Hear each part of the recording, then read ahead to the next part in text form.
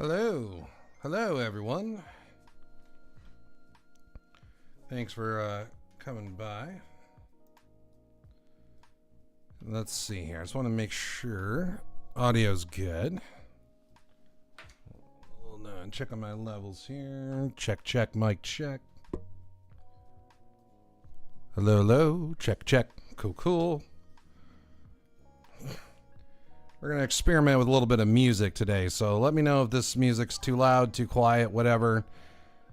Uzukroki, hello, hello. Hello, how's everything going? Hope all is good with you.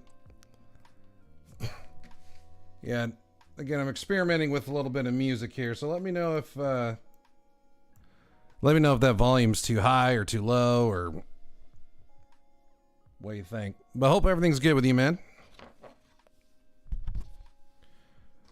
It's been a bit.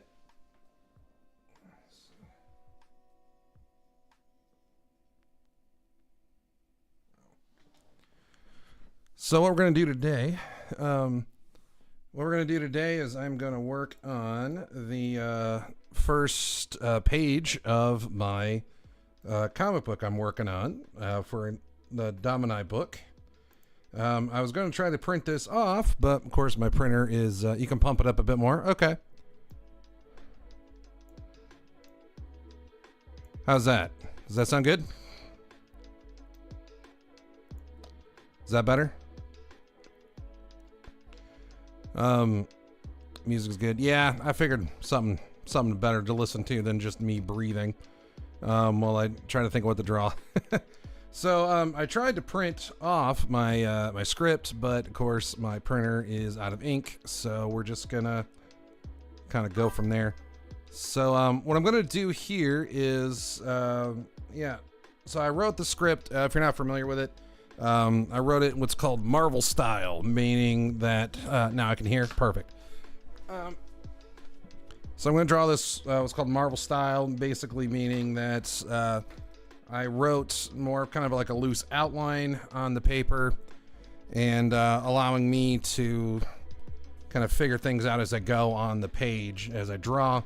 And then I think you breathing is good. It's useful. Yeah, breathing is very useful, but I know sometimes it's not the most fun to listen to. But we're gonna do is we're gonna start this from scratch. So I'm going to you're gonna see me kind of my process and how I go about laying out a page and figuring things out. It's gonna be very messy at first and probably won't make a whole lot of sense as I start, but hopefully things will make sense as we get further along. I'm not really sure how long I'm going to go today. If I find a layout that I really like right away, I might just go ahead and jump right to working on the actual page, but we'll just kind of see how it goes. So this first page, oh sorry, dropped my pencil sharpener here.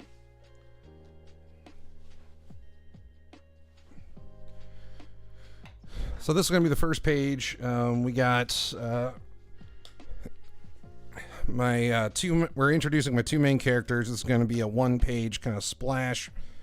So we got my rogue character, Elodie. She is basically stealthing, perching up somewhere, looking down on this slaver camp where my main hero, barbarian guy, Domini, the guy in the thumbnail, he has been captured by slavers and his arms are restrained behind his back, towering over everybody. And as they're leading him towards this wooden structure inside the middle of the camp. And so that's just going to be a sequence of her trying to figure out what to do. So, yeah, so what I like to do is, since I'm drawing on 11 by 17 paper, which will be about this size. I don't know if that's going to come across. Yeah, there we go. I'll probably zoom out if we ever get to that point. But so since we're going to do that, I'm going to try to basically just draw small squares that roughly have that same aspect ratio, and then just kind of loosen up and just get some basic idea. These drawings are going to be real fast, real loose. Not a whole lot of detail in them because I'm just trying to figure out kind of the rough look I want. You probably can't. That's not really showing up, is it? Let's see.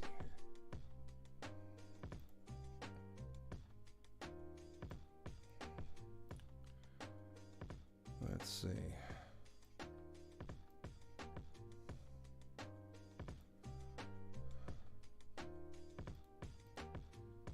There. That looks a little better. Okay, cool.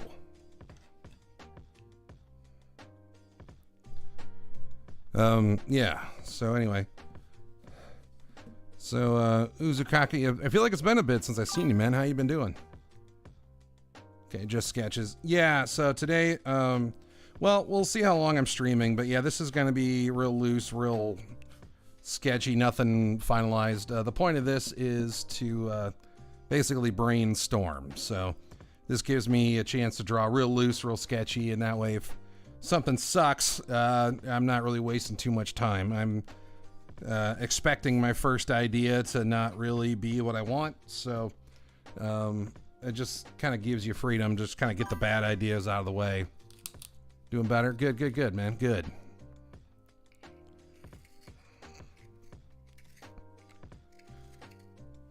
Mine's in a better place now. That's great, man. I'm glad to hear that. Glad to hear that. Yeah, I admit I'm still a little bit rusty. I was I don't know if you saw it in my my last video, but yeah, I was out last week traveling to visit some family in another state. It was a great time, had a lot of fun, but haven't really drawn much that week, so I'm feeling a bit rusty. I've been messing around a little bit with watercolor, and I did this for the Graybeards show. They were doing an Alan Davis themed episode, so I thought it'd be kind of fun to do Kitty Pryde and Colossus, and I've been messing around with watercolor, so I wanted to try to do that. I don't know, there are things with her face that I'm really not happy with. I would love to go back and do, but hey, that's how you learn. So like I said, I was pretty rusty. I'm happy with how his face turned out, and this is all inked with a brush too, so that was an interesting challenge, but a lot of fun to do. And try to get some like Bob Rossi style clouds in there, you know, where you're just wish them around. So I don't know. All in all, I'm mostly happy with it, but yeah, not a fan of how her face turned out. This eyeball should be like moving in closer, and this nose should be moved over, but you know, hey, that's how you learn. And of course, you don't see that stuff until you post it online. Then you're like, oh god, oh no, everyone's gonna think I'm a fraud. That kind of stuff. So I don't even know what pencil I want to use. I just got them all nearby, and I just keep jumping between them. Okay, so I want this to kind of be an establishing shot, so we're gonna have, I kind of want her to basically be silhouetted kind of like this, kind of like a big tree over here, because I want her to like make it clear that she's like hiding. And then we'll do a real high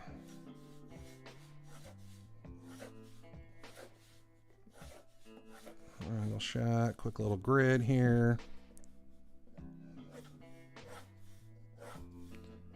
When I do the actual page, I'll when I do the actual page, I'll rule all that out and make that much more clean. But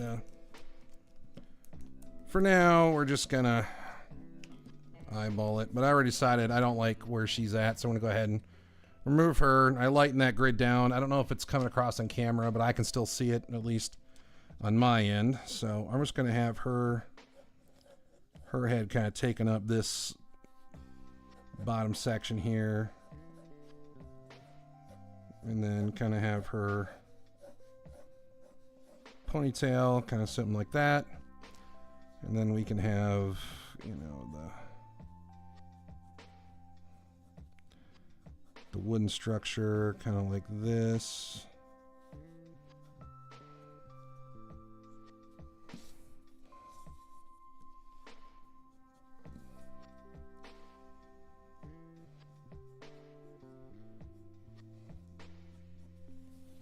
Try my best to follow that perspective.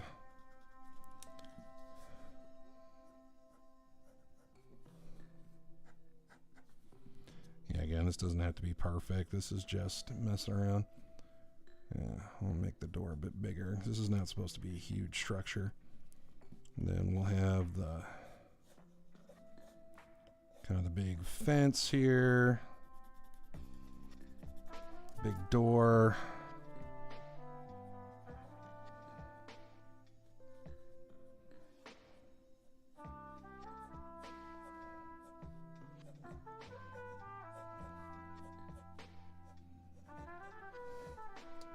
Some kind of like that, maybe. And then we'll have maybe Domini kind of like here.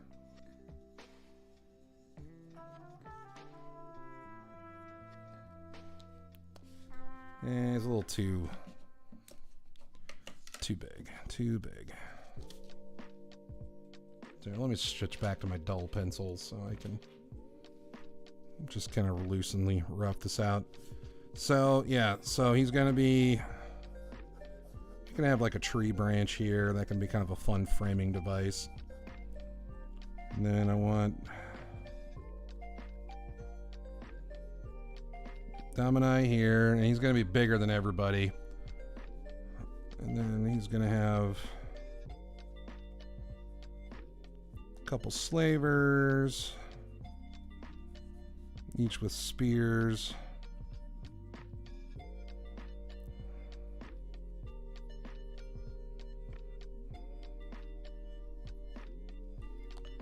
Each with spear. We'll go back to the.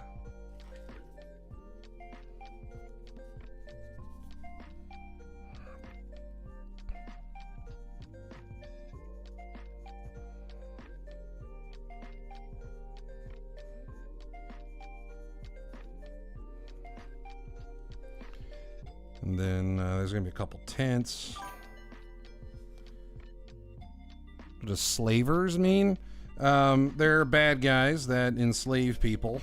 So this is a barbarian fantasy world. So these guys, they're bad guys. So they kidnap people and force them into slavery, which my main character Domini is very much not a fan of. So they're bad guys, but for the sake of this story, they're basically cannon fodder.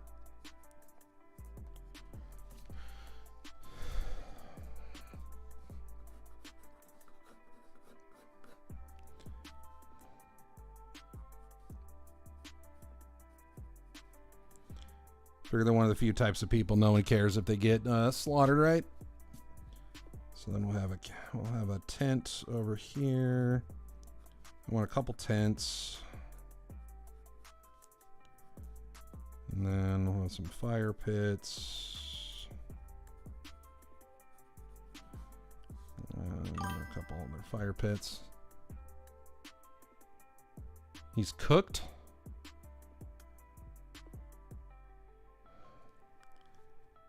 So I guess I'm not sure what you mean by that. So this is going to be silhouette, so I don't know about that. This tree's going to be all silhouette. And I want to have one guy down here. He's going to be carrying Domini's axe and really, really struggling with it. Because Domini's got this big axe of his. He's going to be like, "Arr."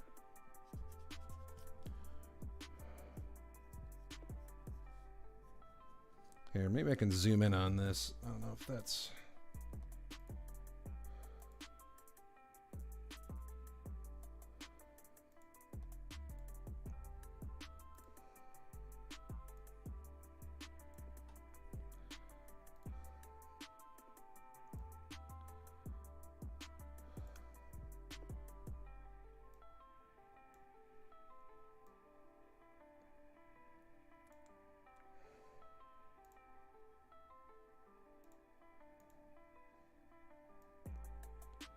There. I don't know if that... Let me know if that's better or not. There. Hopefully it's a little less... let's see here. Because I want her to have that. Let's see. She's gonna kind of have the hair things.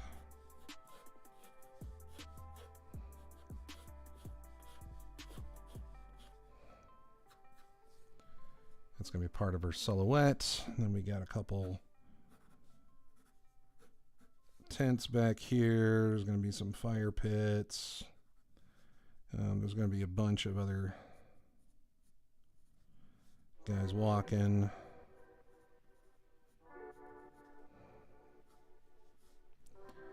Yeah, and again, when I'm doing the actual page, I'll rule this out a lot more. But anyway, I want this guy to be like, ah. Really struggling.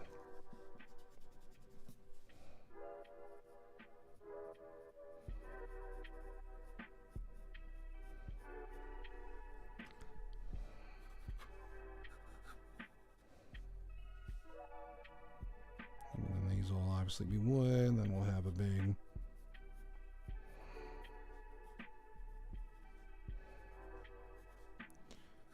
kind of door like that.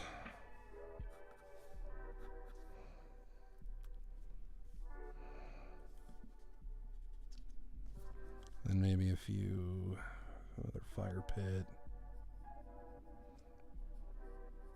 Couple guys sitting down.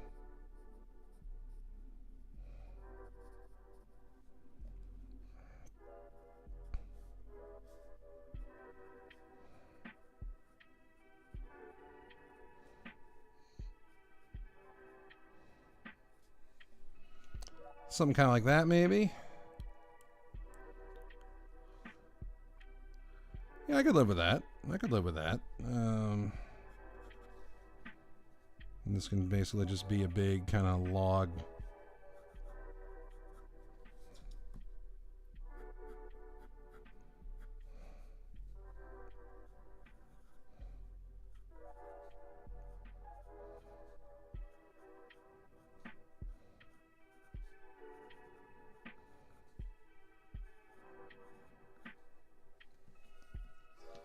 I don't know. Let's see. Do I want this to have a roof, maybe? I don't know. I want this to kind of have the appearance like this is something that can get moved rather quickly. But at the same time, because of this fence, it's like, no, they've been here a bit.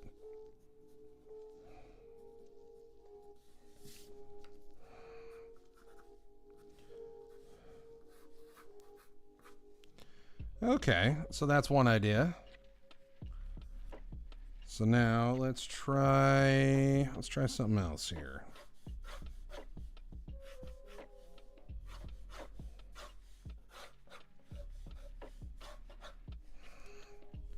Let me move the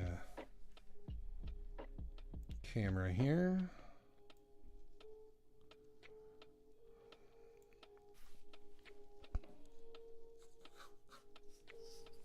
Let's see.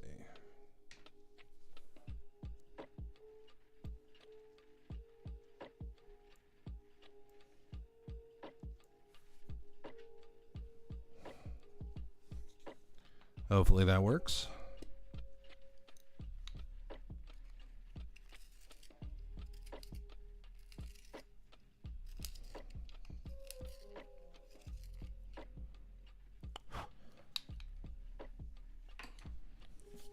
Let's see. I could try something a little more of a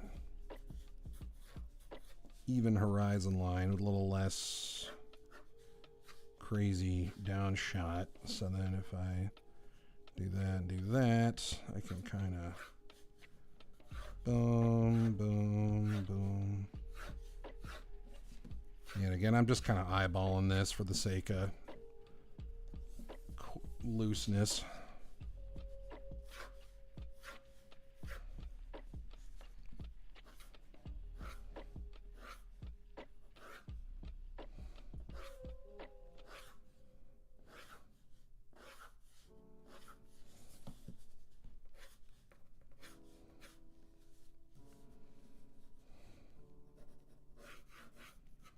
So there's the horizon. So then if I do the, I could do the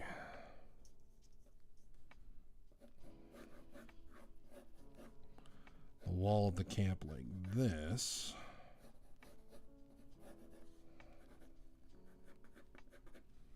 Door.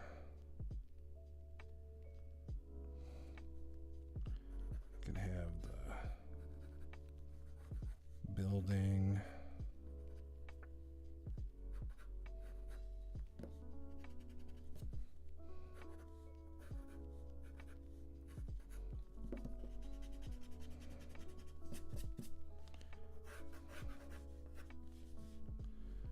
Yeah, I'm already not feeling this one. You know, I think I'm gonna go. I think I'm gonna go with that one. I think I am this top one here. So, cool. All right. So in that case, let's go ahead and get. I'm gonna zoom this out a bit.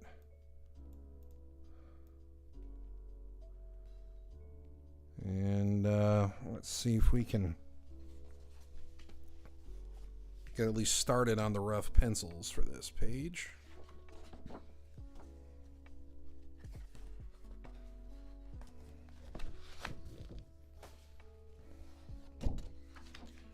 Bring out the big paper here. Make sure we can get it all on the screen.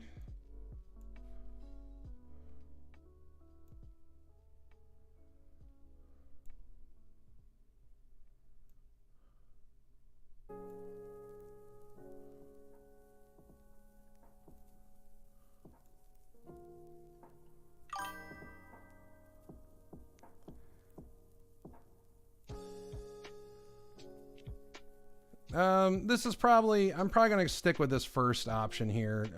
Again, this step right here is just loose. They call these thumbnails. So this is just me kind of testing things out with spending too much time on it because, you know, I don't want to get lost in details and things like that, especially if it's something that's not going to work. So this is allowing me to just kind of test things out. So, the full page is going to be, this is going to be one page spread, so this whole page is going to be one big image. Hold on, so I'm trying to see if I can fit this whole thing in the frame here. Now, I don't know if I can get that whole thing in frame, but all right, let's see. I'll do what I can here. That light's coming in pretty hot.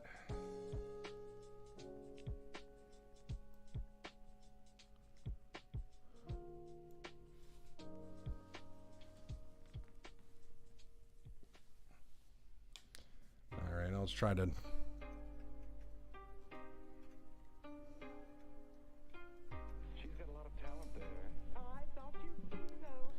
I'll just try to keep it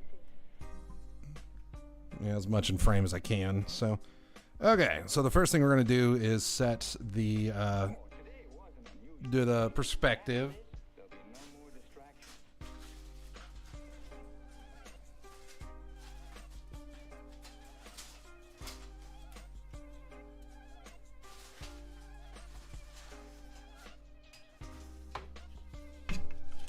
So to start, I'm going to set up a perspective grid. This is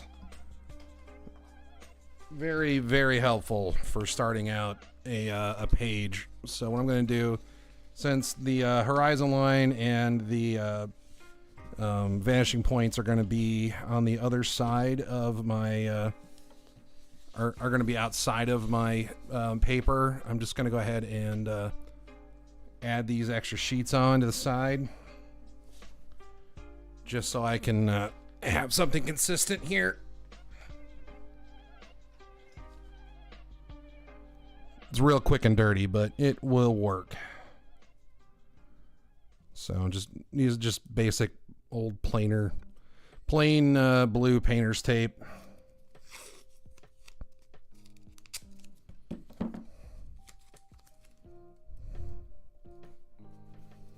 Just kind of taping that in place. It really doesn't matter if it's exact.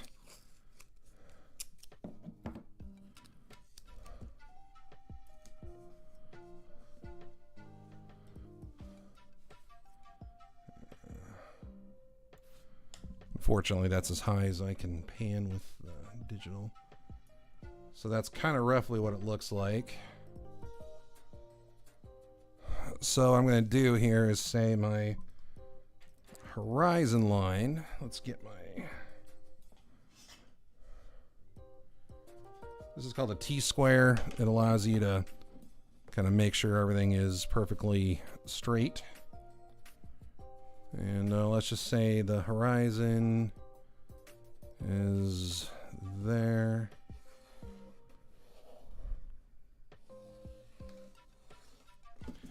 Like so.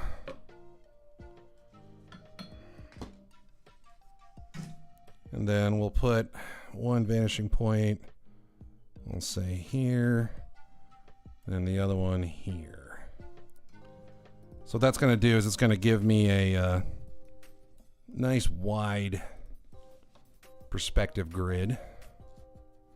It's going to be a little bit less distorted, and because the horizon line, so the horizon line is where your eye is. Let's see that there. The horizon line is basically where your eye is looking at it. And then we're just going to add all the lines here. So bear with me here.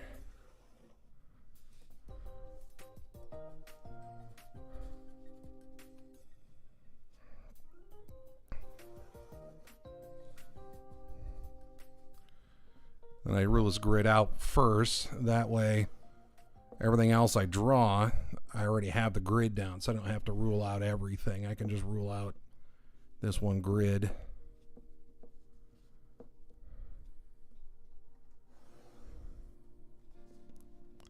I realize this might not be the most exciting thing to watch.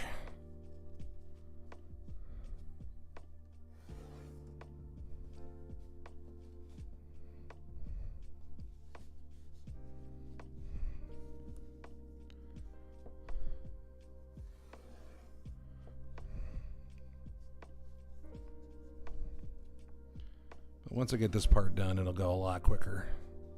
The rest will go a lot smoother.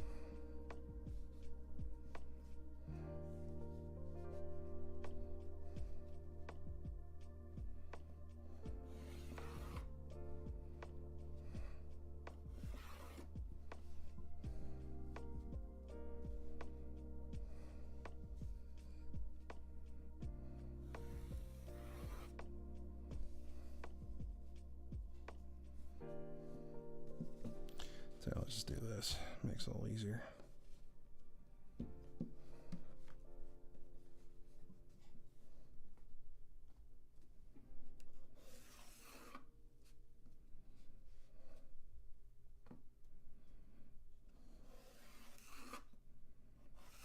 Need a longer ruler.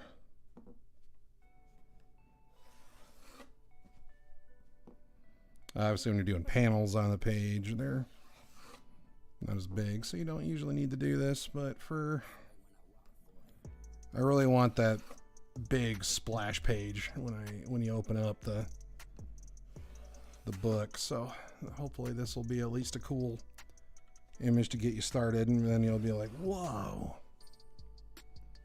what is going on?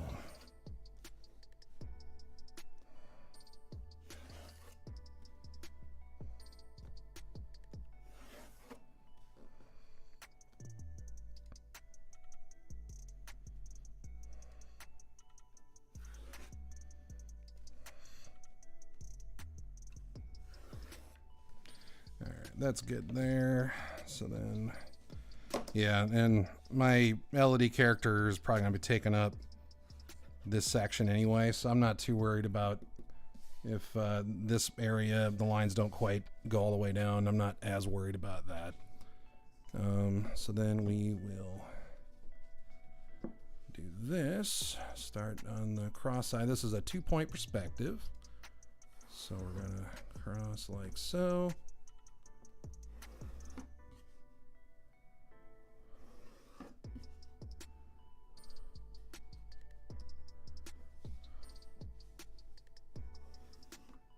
I know it's just absolutely enthralling to watch this.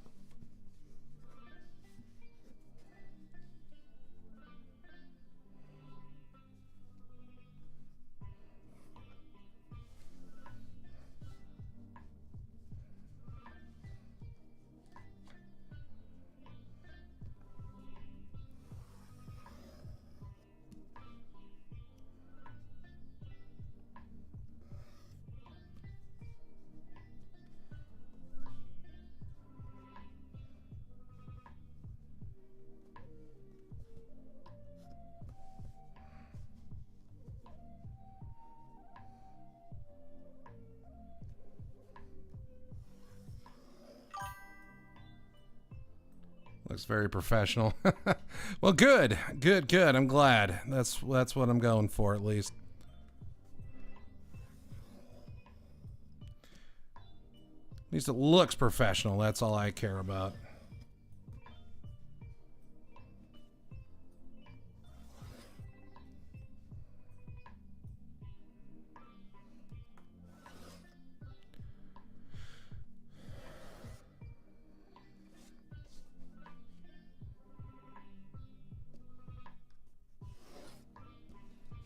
Cool.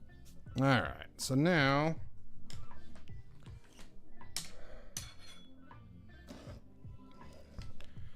those are the side to side. So now we just got to do the vertical ups and downs, and that's where I can go ahead and take these off.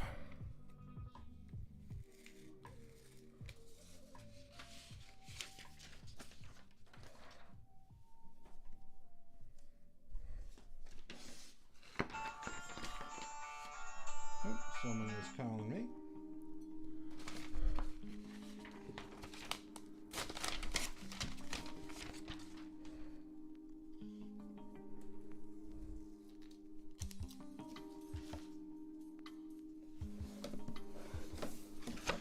And this thing right here, apparently this is a parallel ruler. Apparently this is for boat navigation, I guess. I don't know how it works for that, but all I know is for doing these types of grids, it's awesome. So I can just go like boom, boom, boom, boom.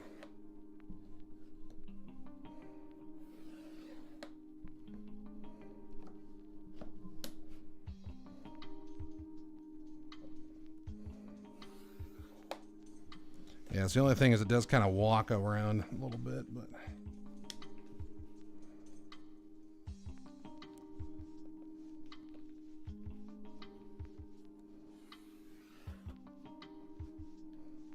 There are those parallel rulers that have like the wheels on the side that work too. I might need to get one of those.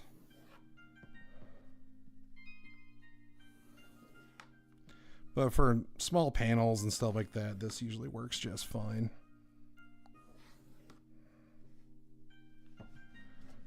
And,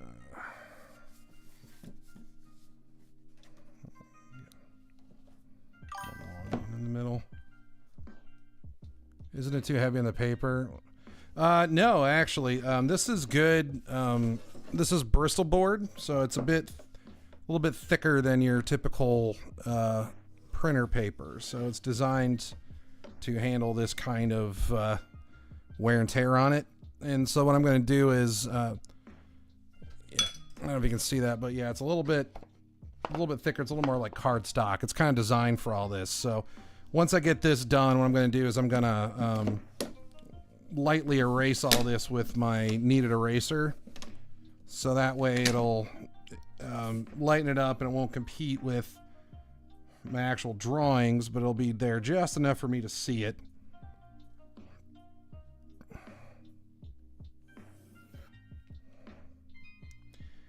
And then when it comes time to inking, I'm actually not going to be erasing anything because I'm actually going to scan this, bring this into Photoshop, and then I'm going to blue line it, print it out on a different page. Not Photoshop, sorry. Clip Studio. That's the program I like. And then that will allow me to convert this to blue line, print it off on a separate paper where I will ink it. But yeah, so that's basically the grid right there.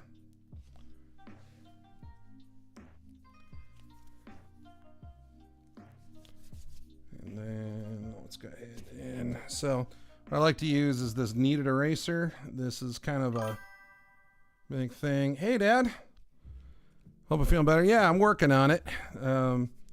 Yeah, for those that don't know, yeah, I found out yesterday I got a good old-fashioned ear infection, so that's a lot of fun. And yeah, went to the doctors, got some good meds, so you know, we're having some fun with that. But yeah, what you gonna do? What happened? Oh, I got an ear infection, so I went to the doctor yesterday and got diagnosed as an ear infection. So I went. He gave me some good meds, and well, yeah, working through it. So it's all good. I've had a lot worse, so it's all good. But thank you very much. Yeah, that's my dad, by the way. So thank you very much. I was actually out of town last week visiting him in another state.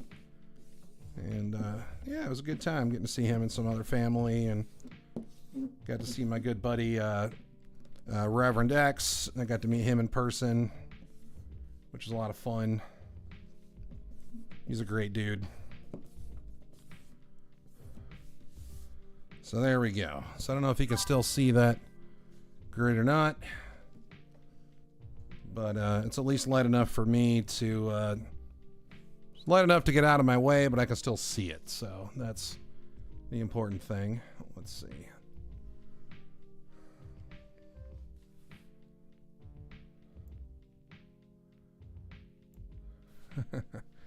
Gotta get my camera at least somewhat situated here. Let's see. Yeah, next time I do a page on stream, I'll try to get a better setup for my my camera here, but hopefully this will work in the meantime. Let's see.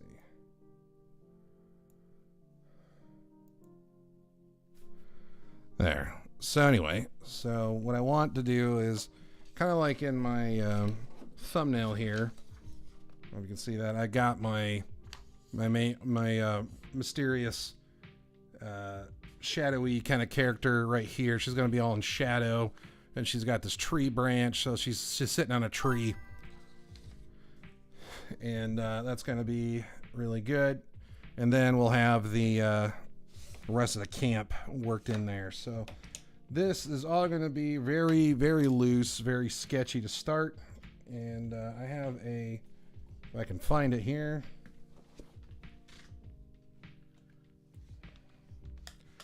I have a pencil that I intentionally keep dull just because it prevents me from getting into details too quick. So, boom. This is a big old bad boy right here. And then we will start. So I want her. So the bottom third is about right here. So I kind of want her head right here. And we got her neck and her shoulder.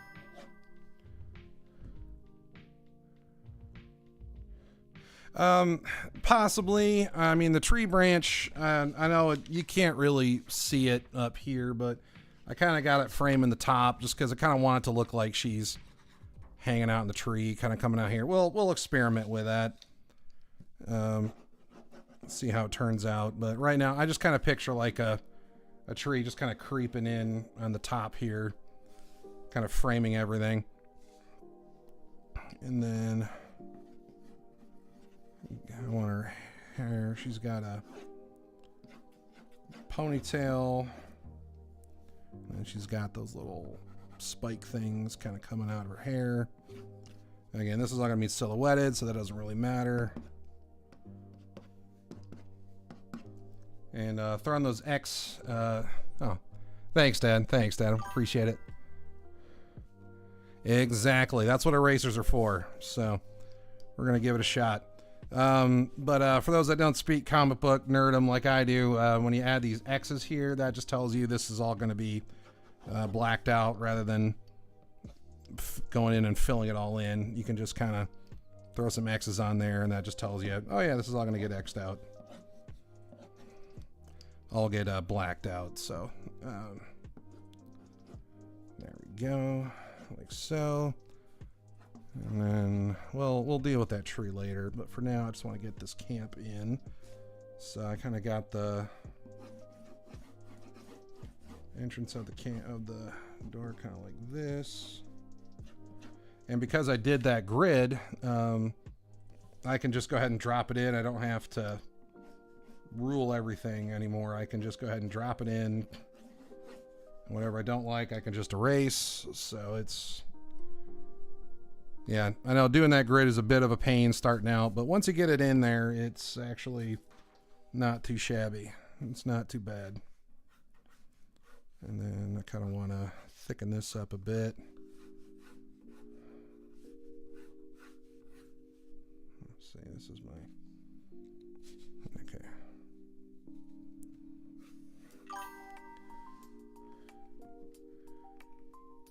Where's the second part of the page of the drawing? Is it a spread? No, this is not a 2-page spread. This is just a 1-page splash page. So this is page 1. I do have a double-page spread later on in the book. That'll be fun to try to film, keeping that all on screen. But yeah, no, this is just what they call a splash page, which is a big one single page opening image. So there's no separate panels on this page. It's all just, yeah, just one solid, big establishing shot image. So let's go ahead and do some more sharpening.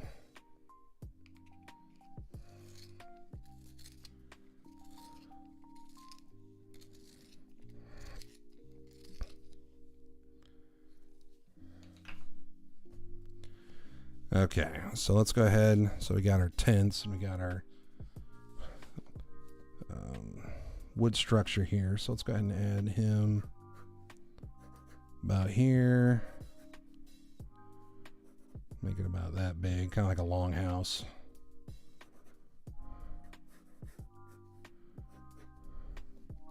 And again, because I got that grid, I can basically just follow my grid. And I don't have to really guess it or constantly reference my vanishing points. I can just throw it in there real loose. And this is not meant to be a real big building, so we're just gonna throw the door there. And then we're going to have the main guys are going to be here. The idea is you're going to see her kind of follow it, you know, and you're going to see the main character here. You're going to kind of follow that arc looking at this building. It's kind of the idea of where I'm getting at. So if you kind of look at this is kind of the way I want to arc your eye. And then all this other stuff out here is just kind of window dressing, scene setting, that kind of stuff. So then we'll start with Domini. He's the main guy. And the house looks ginormous. Well, it's because I don't have other people around it yet. Once I start adding other characters, it'll... Actually, you know what? You got a point there. Let me go ahead and shrink that a bit.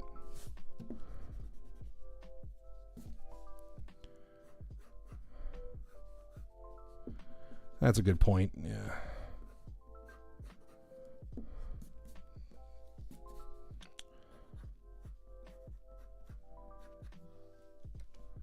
Looks a little better. And then we can have...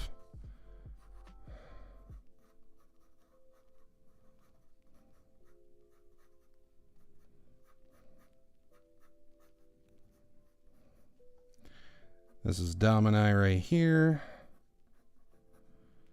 He's a big boy, so he's going to be bigger than everybody. He's going to have his mohawk. His suit. His arms are going to be tied behind his back.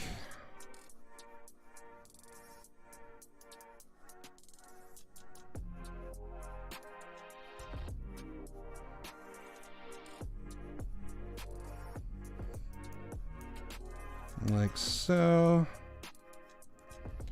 And then we got this other, you know, let's bring it back. Let's see, to this size maybe.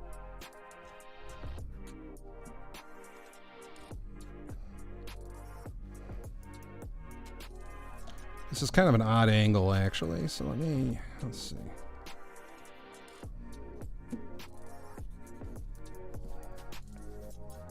Here, let's see. You know what? Let's do this.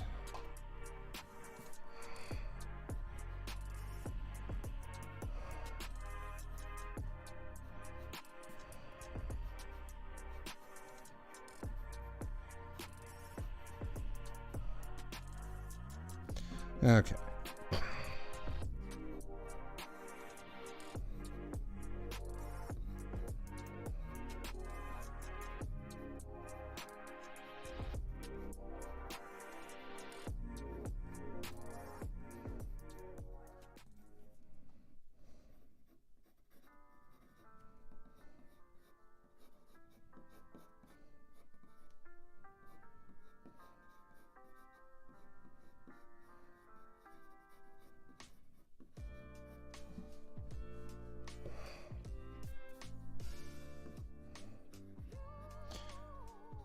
And I'll refine all this stuff later. Right now, it's just getting everything placed and, you know, relatively sized correctly.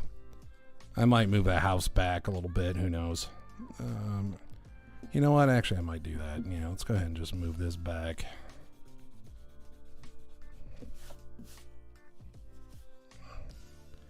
Maybe we'll put the house here. A little structure here.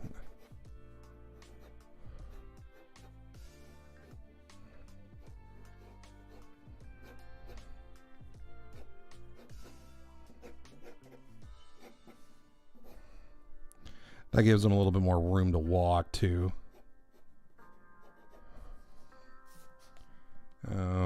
So then if I do kind of like a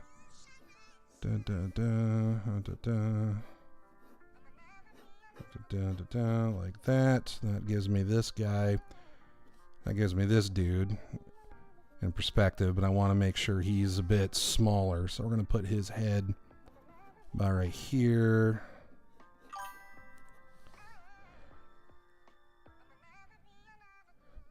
Well, she is. She's really close to us. Well, she's kind of like looking over the camp, basically. She's like hiding up in a tree. kind of looking over the camp, just seeing what's there. So we're gonna have this guard here.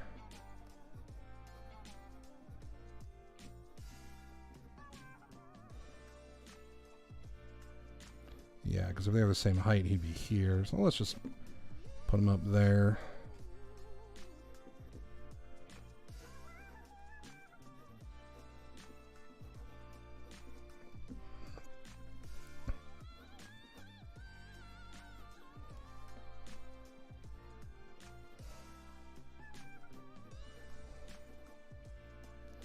He's going to be holding a spear.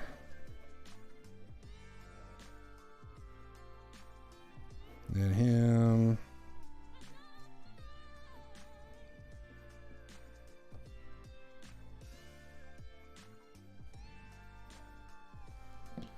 Yeah, he's going to be holding the spear.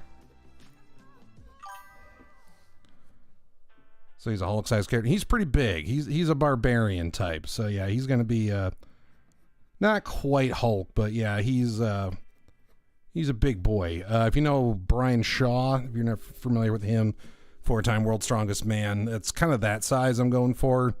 He's like 6'8", about, well, when he was doing World's Strongest Man, he was about 420 some odd pounds, something like that. Just an absolute giant of a dude. So not quite Hulk, but yeah, he's huge.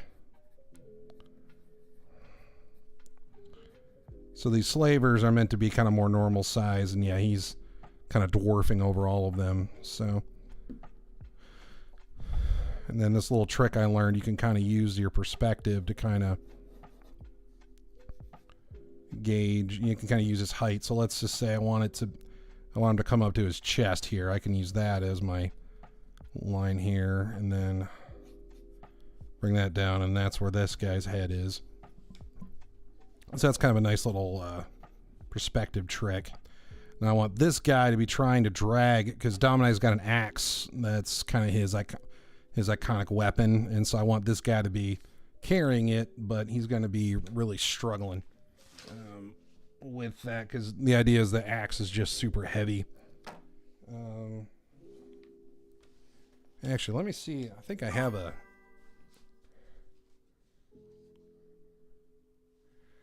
Why is he being enslaved? Oh, you'll have to read the comic to find out, sir. Can't spoil that.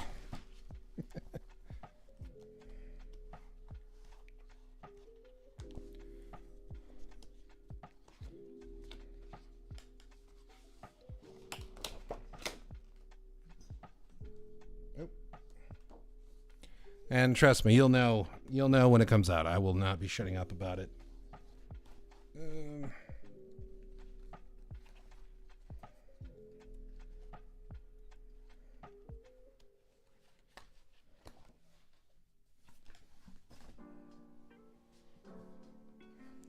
I thought I had that sketchbook nearby that had his picture on it, but I can't seem to find it, so...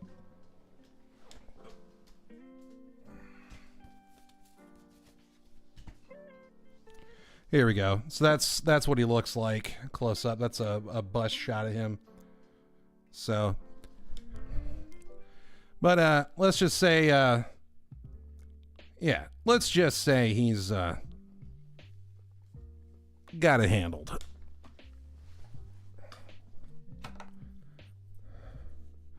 But I think that's awesome that you're curious, because hopefully when the book comes out, you might be wanting to check it out. Actually, I don't know, because the double page I have written out, I don't know, that's going to be a bit of a spoiler for the issue, so I'm debating. I could argue that could be considered spoilery, so I may or may not show that one. We'll see. But,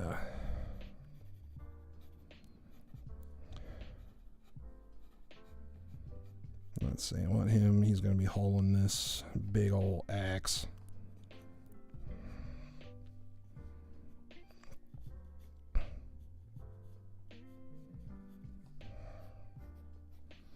Yeah, again, this is all just about placement right here, so I'm not too worried about details yet.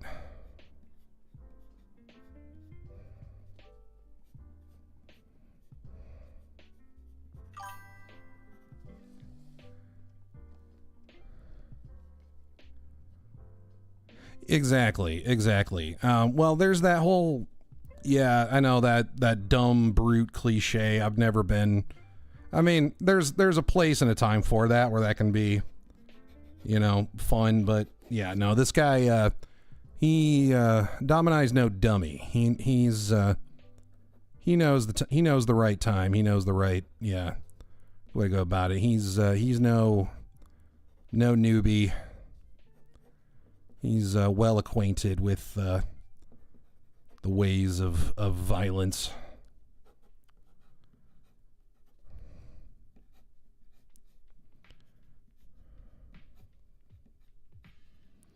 And again, this is the first page of the book, so at this point, you likely don't have a whole lot. You don't really have any idea who this guy is. You just see, oh, big dude.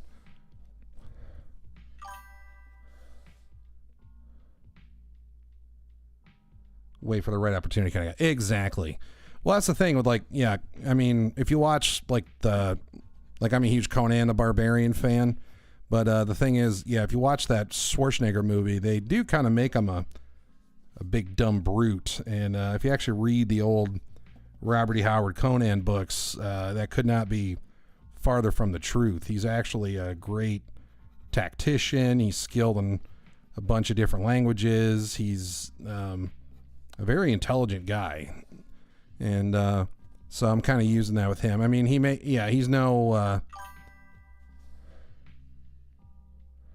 well, he's a loner, Domini. He's kind of a lone wolf. He wanders around like a true barbarian. He wanders around doing as he says. Is she a friend? Not at the beginning of the book. She's...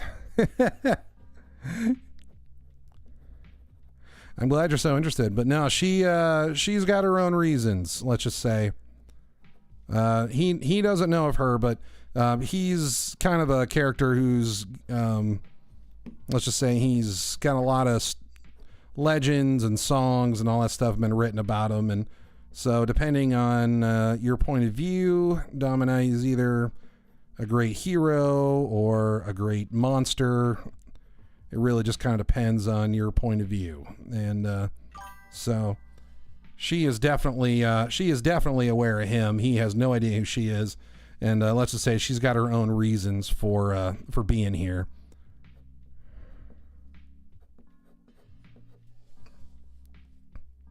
Exactly. Well, there's a reason she's here. Yeah, she is very much here intentionally.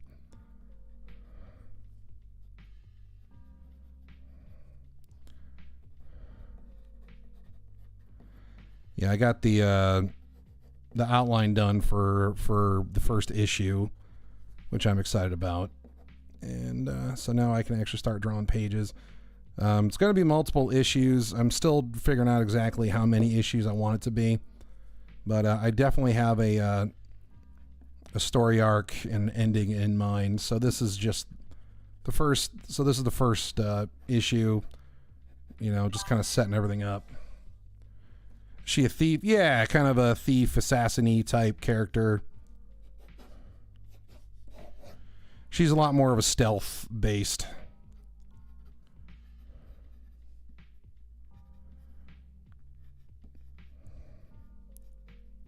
She's not nearly as seasoned as he is, but she's no slouch. She knows what she's doing.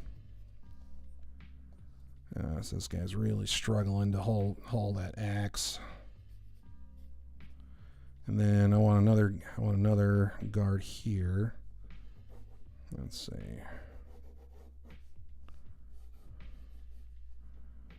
We'll make him here. No. Cool. Thank you.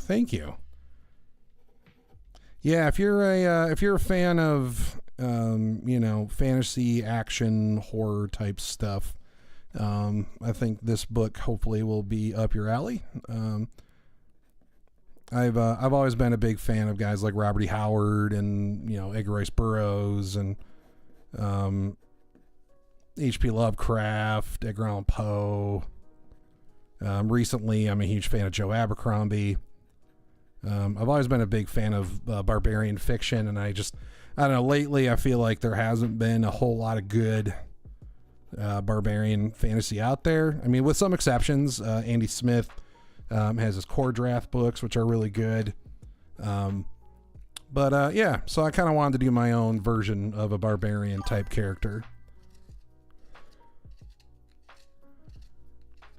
Yeah, well, they're slavers, so they have camps all around, and they basically travel around and try to capture people they think they can make money off of, and yeah, they're a pretty good sized group. Dom and I absolutely hate slavers, so you can imagine he's not exactly thrilled to be here.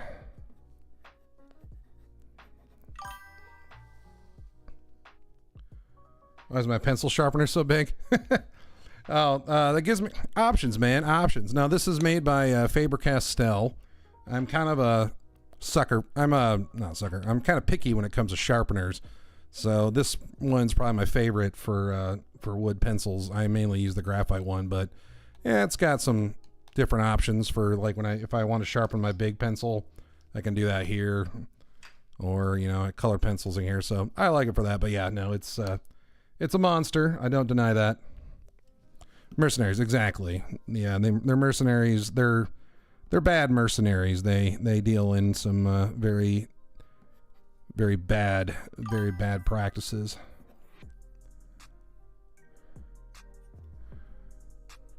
Yeah, I don't want to give too much away on that.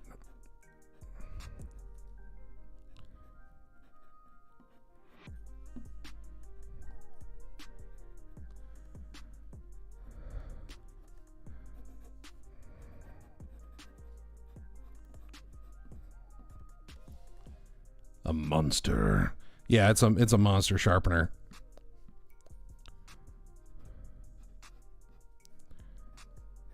Let's see. Okay, I want to add this guy here.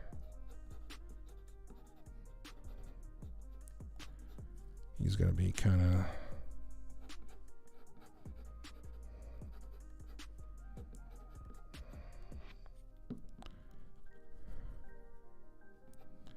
Let's have him kind of his hand out here, holding his spear.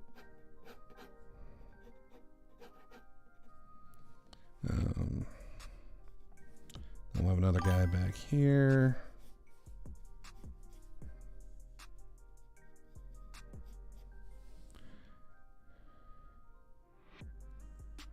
Those are the answers. Hey, go ahead and hey man, awesome. Go ahead and speculate all you want. I love it. But yeah, I don't want to spoil it. So yeah, feel free to speculate all you want. I can neither confirm nor deny, but I love that there's interest at the very least. I think that's really cool. So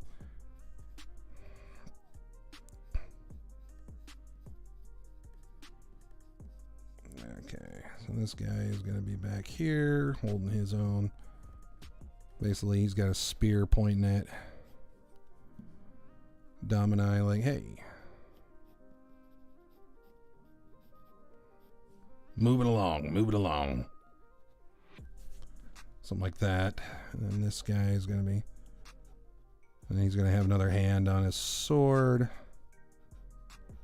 Give him some pauldrons.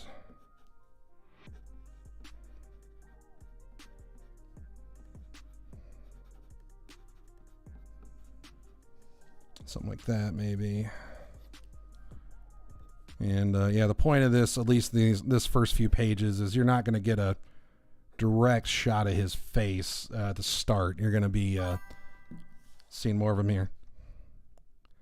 Never read a barbarian type MC story before. Oh, dude. Any of the Robert E. Howard Conan books, any one of those, highly recommend. Yeah, the one trope about a lot of barbarian stuff is, they tend to be kind of selfish, out for themselves, which can be kind of fun to watch. He's going to be a little bit more of a heroic type character, but yeah, the basic gist of barbarian kind of tropes is they reject, civilization, modern society. They tend to wander, do what they want. You know, they believe that most civilization, quote unquote, is a bunch of weak, you know, people hiding behind the blood of innocent people that die for them and claim that they have power. And Domini and most barbarians just don't have any patience or love for those types of people. So they say, screw that. I'm going to go do what I want, live off the land. No, this is graphite. This is a 2H pencil. I think my camera's making it show up a bit darker on screen than it is on mine. But no, this is a 2H. This is a little bit of a harder lead, so which I really like. It erases a bit easier and it doesn't smear quite as much. Let's see. So then we want to establish this as a camp. So we're going to have some tents here.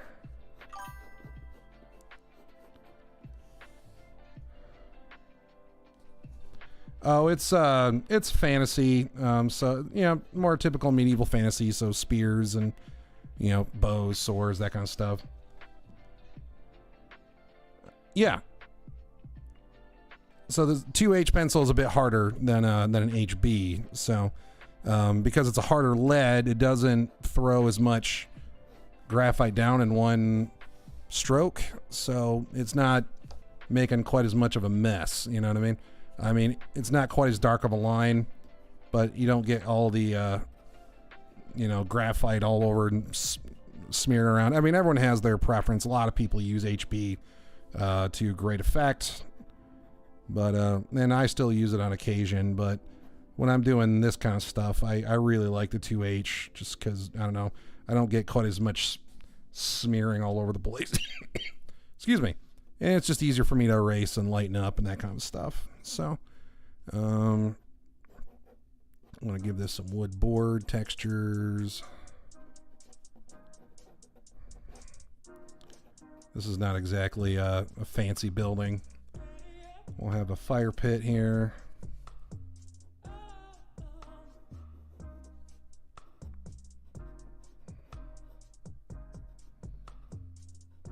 Made out of stones.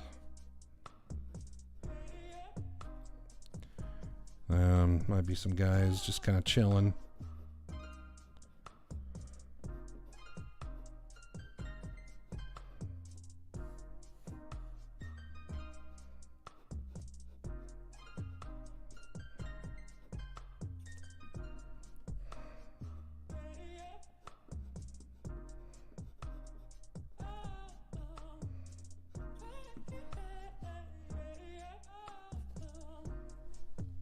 Kind of sitting there watching.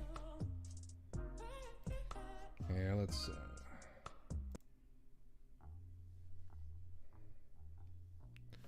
wasn't really feeling that song, sorry.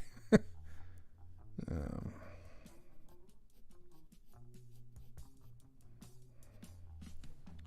couple guys over here.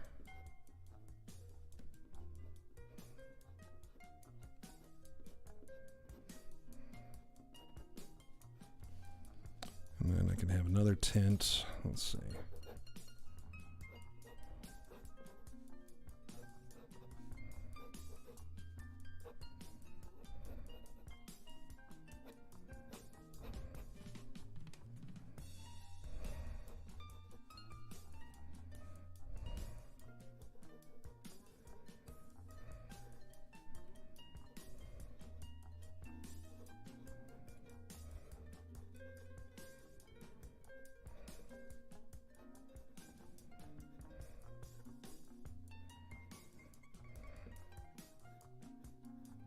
Yeah, I really want to give the feel like there's a actual big camp here. There's quite a few of these guys.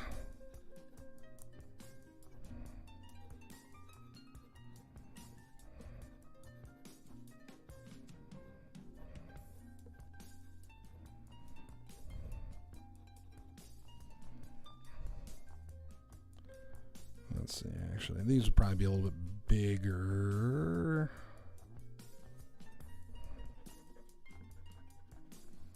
Yeah, because if they're, let's see, if they're sitting, his head to his waist.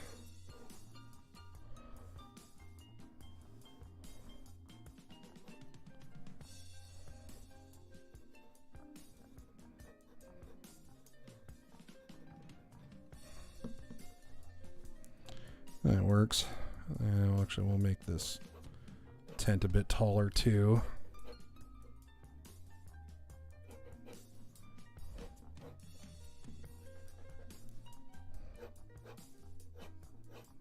There. So that allows these guys a little bit more room here.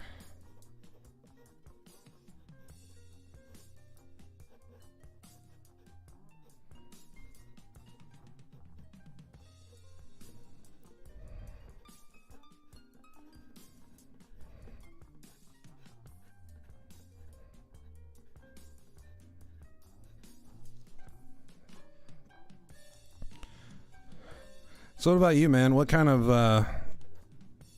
books, what kind of stories, what kind of stuff do you like?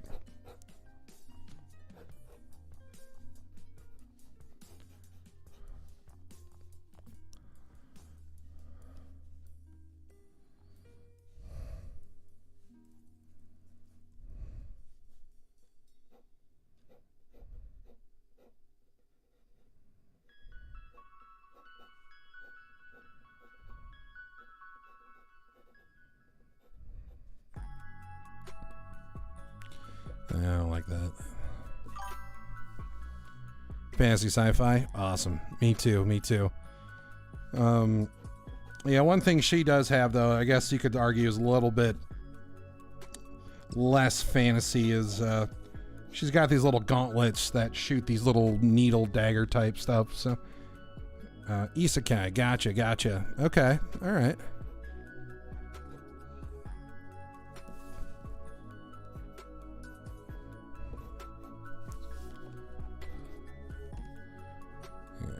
This tree doesn't have to block the whole thing, so we can do that and have a couple tents here.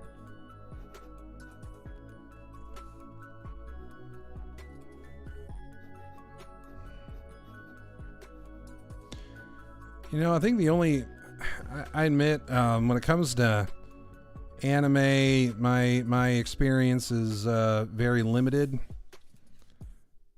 So, but I think the only isekai anime I've really seen a big chunk of was Sword Art Online, which I do remember enjoying that. I thought that was pretty fun.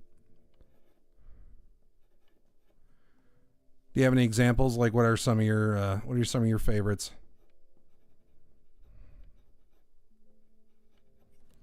I'll say these guys are standing, maybe.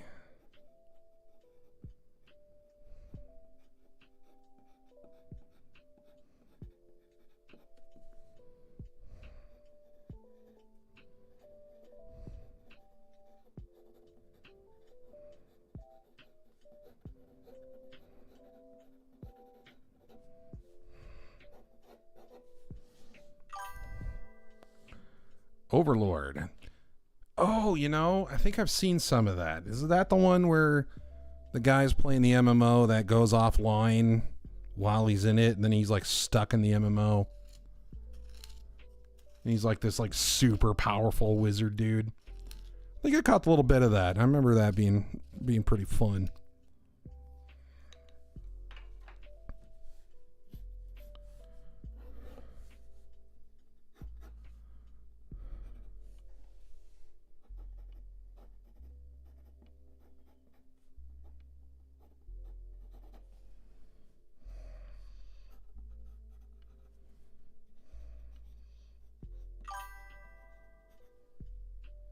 All right, cool. Yeah, I remember that guy's. I thought that dude's armor was pretty sweet looking. I really like that design. It's very metal, which I am, of course, a massive fan of. Let's see. Let's do another guard here.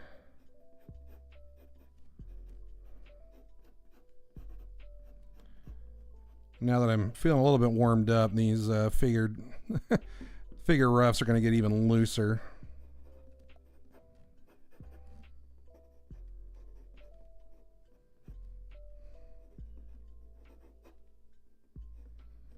Let's put his hand here. Give him another spear. Yeah, I need to watch some more of that. Okay, for an anime newbie like me, like I've seen Cowboy Bebop, which I loved. I've seen bits of Berserk, which I also really liked. Actually, you could argue, if you know Berserk, that's very much an anime version of a classic barbarian type character. But anyway, yeah, for an anime newbie like me, what are some recommendations? The thing I love about anime fans is, man, as soon as you mention anime, you're going to get a million recommendations without even asking for them, and I love that. I love that passion.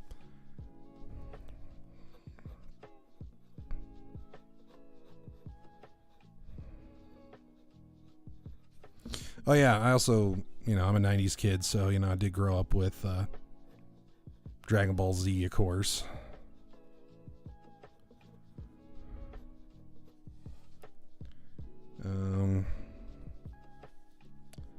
Let's see.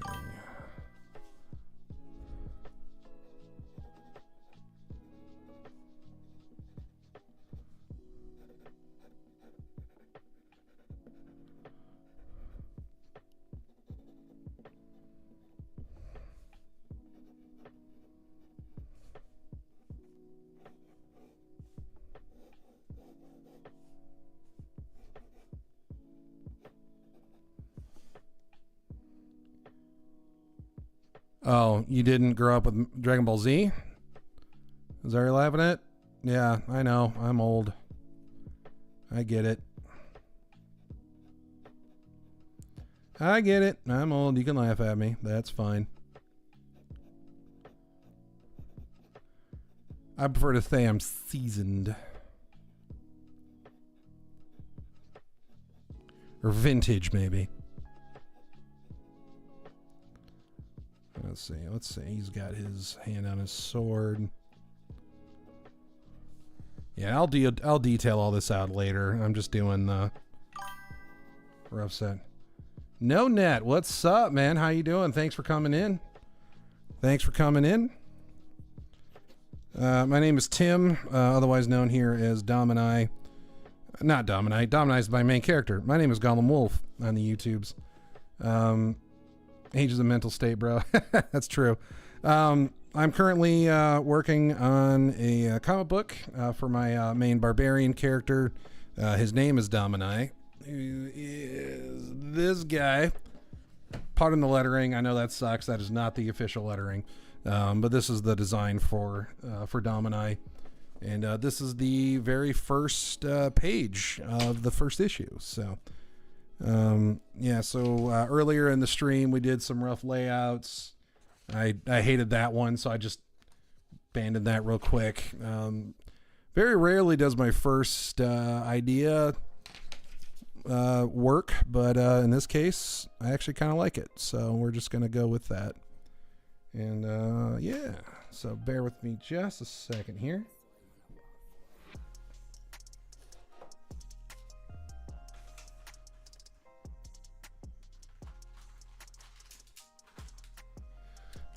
But yeah, man, thanks for stopping by.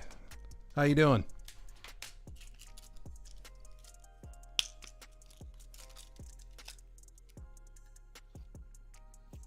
Figure if you're gonna screw it up, the best way to do it is live on the internet, right? I'm good. Welcome. Glad to hear that.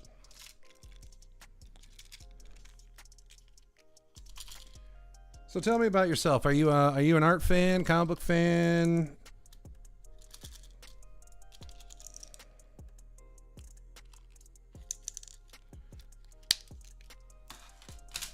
Love all types here. We just established with you here that I'm old, so that's all right. Real into art. Nice. Do you draw yourself?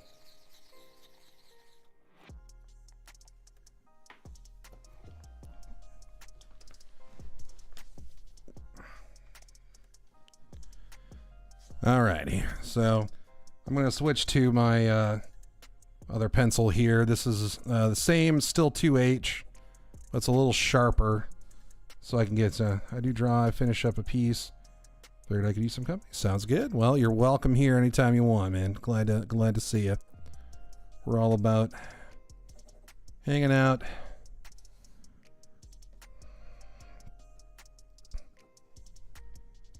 Let's see here. Let's see. We'll have a few other guards here.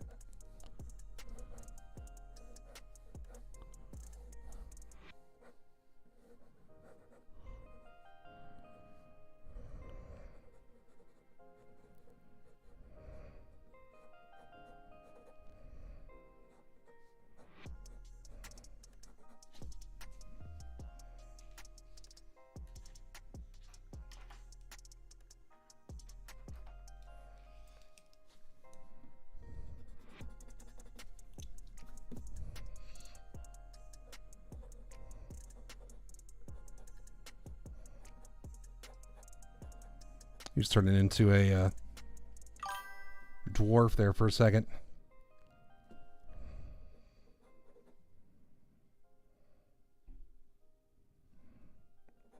That's awesome. What kind of stuff do you draw? Oh no. That's not tragic, man. It means you'd put some work in. Now you get to get a new one. All new possibilities.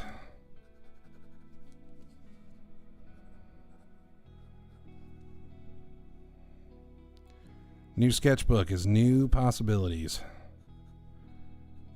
That's cool. That means you're putting the work in.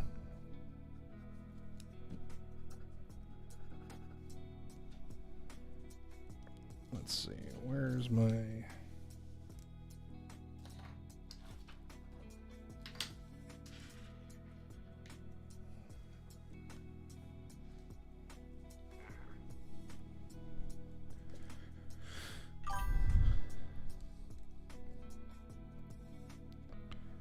Right now I'm doing a kind of 9 set of sketches that represent the cycle of death and regeneration kind of thing. No, that sounds good. Circle of life, all that stuff. I like it, man. I like it.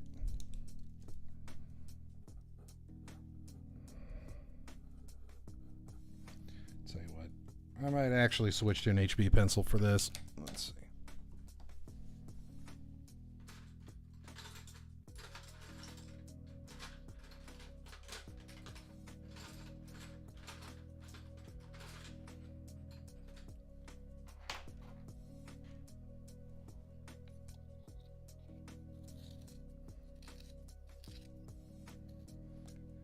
You know what? Never mind. I'm just going to go with my trusty Tombow here.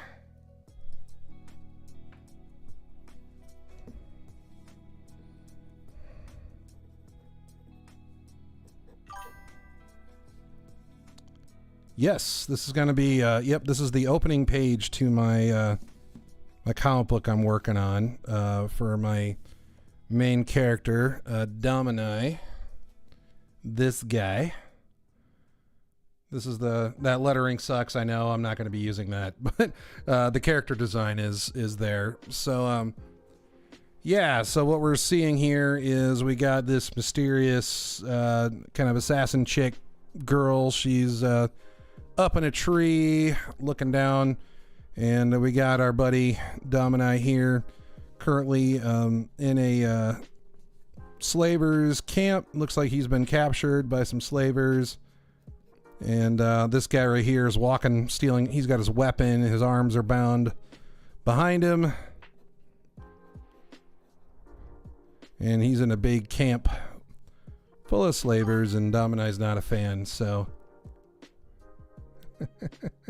drop the lore. Well, that's what you was trying to get me to do earlier. He was really trying to get me to spill everything, and he was pretty good about it. I don't want to spill too much. But let's just say she's here for her own reasons, and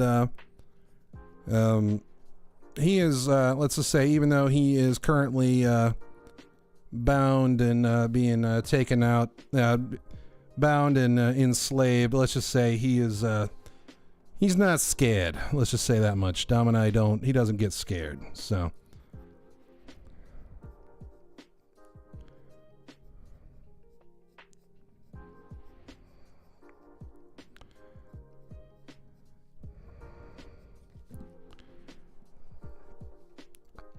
Dominai's no dummy. He's no stranger to combat. So basically, yeah, what I can tell you is Dominai here, he's a kind of a character of legend in his own world. This is a, you know, medieval fantasy world. This story is going to be kind of a dark action, like an action fantasy horror type book. And so combat skills, tragic backstories. Oh yeah, of course. Well, whenever I play like RPGs, I'm always a barbarian or a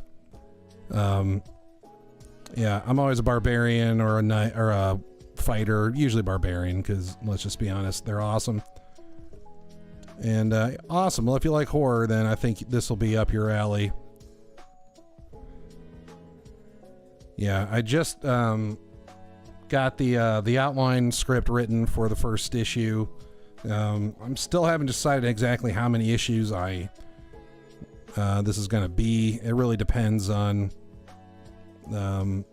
how much I need to tell the story. I know the ending. I know how I want it to end. So, and I'm pretty happy with that, how that's going to go. But yeah, this is going to be, you know, good old-fashioned barbarian romp. It's going to be bloody and violent, and hopefully a bit of humor thrown in, but also some freaky moments too, where you're just like, oh my god. If you know the writer Joe Abercrombie, he's a novelist. He's a big influence on me, so I'm stealing some of his style, at least in terms of storytelling. But I'm doing my own thing. But yeah, he's kind of got that great tone where he can kind of blend humor and horror and action and all that stuff all together. I don't claim to be a master. So freaky what? Not much of a reader, but I'll check him out. Yeah, dude.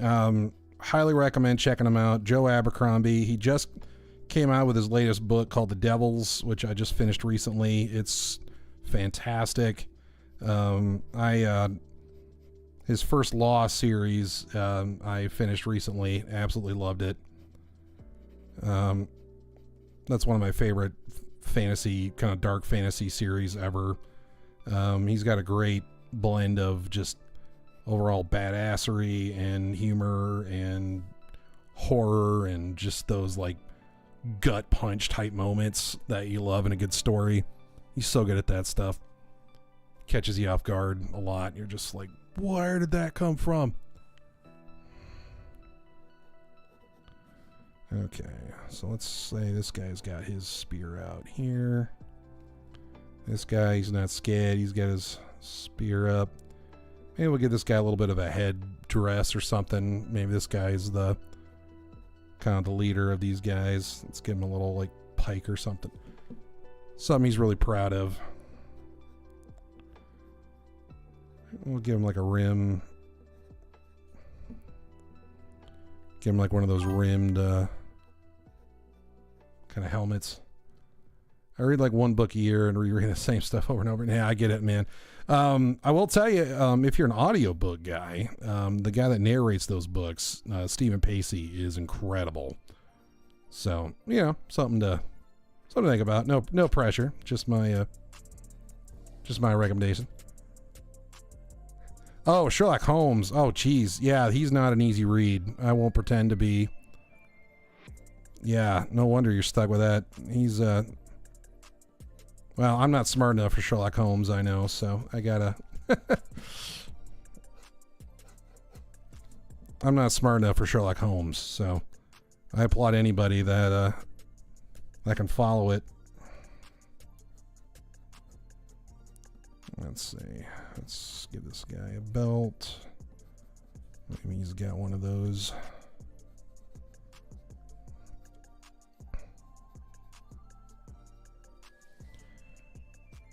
Once you go down Sherlock Holmes round, you never... Yeah, right.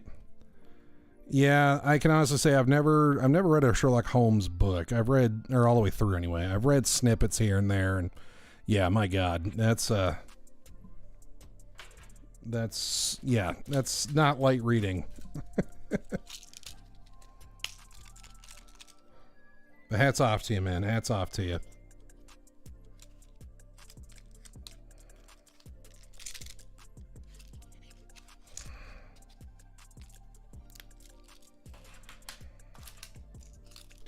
I'm going to switch out to an HB here. I think might be handy for these kinds of details I'm trying to get in. It's a little bit darker lead, so I'm going to be able to hopefully see it a little bit better.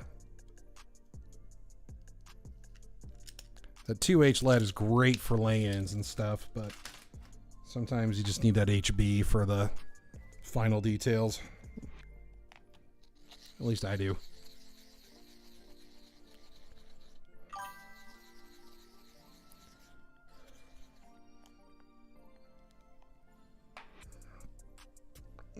Okay, let's see. That's better. Much better. Now, most of these guys are probably going to be in silhouette because they are kind of far, or at least heavily lit. Not all silhouette, but they're going to be heavily shadowed. So I don't need to be too, intense with the details here. I want to give them enough so you can understand what's going on. And so I got a couple fires here, so that's going to make their shadows kind of do this kind of thing.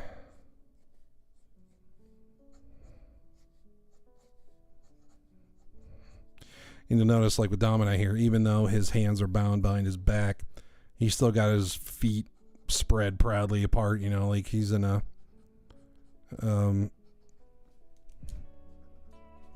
he ain't scared.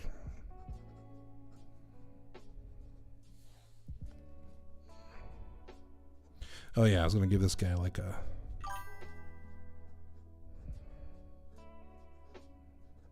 it looks too much like a cowboy hat. He's a cool dude, what can we say? That's for sure, that's for sure. I will admit my main experience with Sherlock Holmes is the Benedict Cumberbatch TV show. It was that, and in the 90s when I was a kid, there was a animated show called Sherlock Holmes in the 22nd Century, which was dope. Basically, Sherlock Holmes, we found out he was frozen, in way back when, and so he got thought out. He got thought out into the future, and then like Watson was brought back as a robot, so like his consciousness was implanted on a robot. That was a great show back in the day.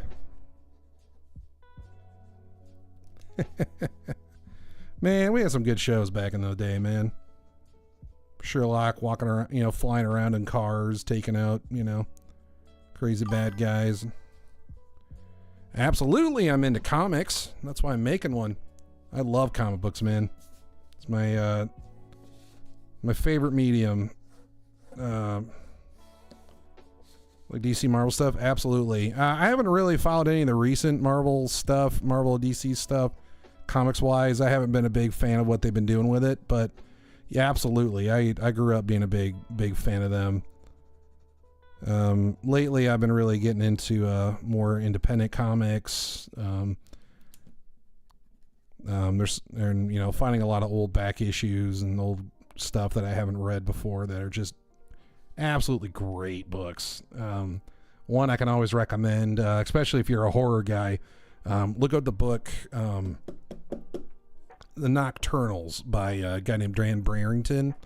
You can get a hardcover omnibus, the first one, for a few bucks, or for like 20 some odd bucks. It's very reasonable. The artwork is all painted and it's just absolutely incredible. And it has a lot of fun with the kind of the Halloween spooky tropes, and oh man, it's so good. Yeah, all I can tell you, there's a character in that book series called the Gun Witch, who happens, in my opinion, to be one of the absolute coolest, just coolest characters. If I were skinnier, I would dress up as him for Halloween, probably.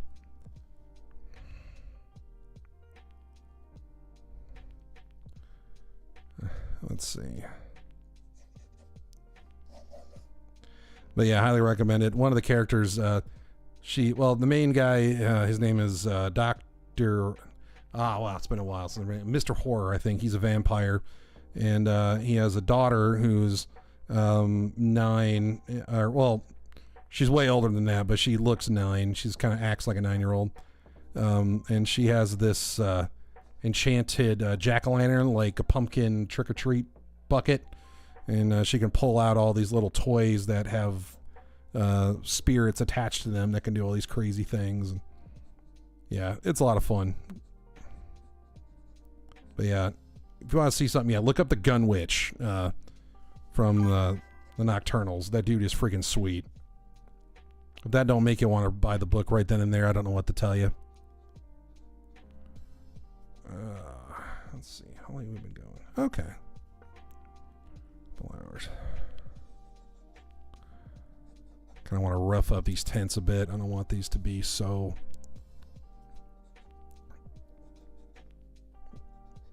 clean. These guys are not exactly fine living folk, you know.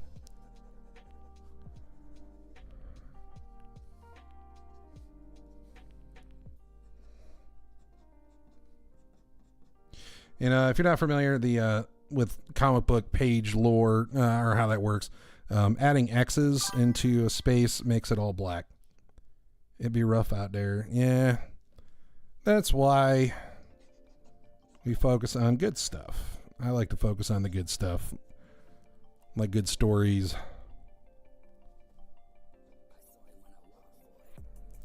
Yeah, I am going to be inking this myself. I'm going to scan this and convert it to blue line and print it out on a different page.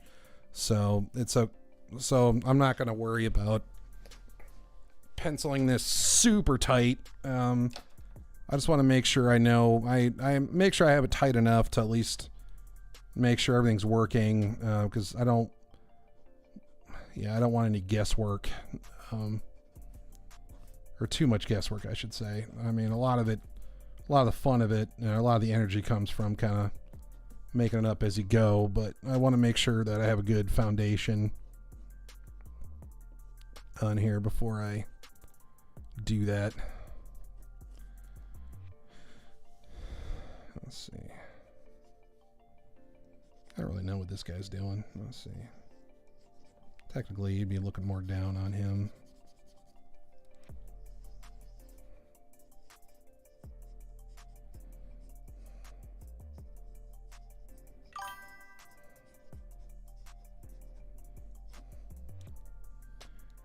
I also wrote a comic, except I was 12 and it was the most cheesy stuff I ever wrote. Still rereading them. Dude, man, that's awesome. Yeah, no, I wrote and drew some comics when I was a kid too. Of course, they can always be better, but you know what? At least as long as you're creating stuff, that's what matters. No, I love it when people create. I had my cousin. She was a teacher, and she had this kid who, in her school, that was he had a bit of a troubled life and had some discipline problems, but because he had a bit of a hard situation, and he was a big comic book guy, and he created all of his own little characters, and one of the stipulations they would do with him is, if he behaved himself and was good for a set period of time, then I would come down and hang out and draw with him and teach him how to draw and stuff like that. And that was a lot of fun. But yeah, just seeing the stuff, I mean, I think he was 5th grade, I think it was. And man, yeah, the stuff that he came up with, it was just really creative. It was really fun. Yeah, no, I love seeing imaginations and what stuff people come up with. I mean, I'll be honest, the name Domini for my main character, I probably came up with that name when I was 13, 14, something like that. I mean, the character attached to that name definitely changed a lot over the years, but I always loved that. I don't know, for some reason that name stuck with me, even though the original character died out, and which is for the best, because that, yeah, kind of like what you were saying. Yeah, it was just the most generic, cheesy thing. Everyone's heard it before. Nothing new. Oh, yeah, I gotta make sure I establish that he's got ropes around him, and they're not taking chances with him, so he's gonna have some heavy ropes around him. They got him all because they know how dangerous this guy can be. Oh, for sure. But no, but like my the original guy with the name Domini, it's just a completely different character, and again, for the best. um,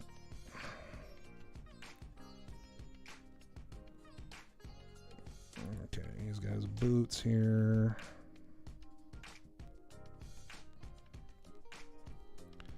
I'll throw in a couple more soldiers. Let's see. I want to get him.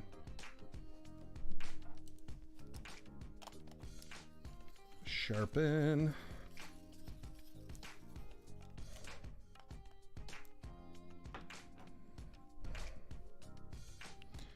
Let's see.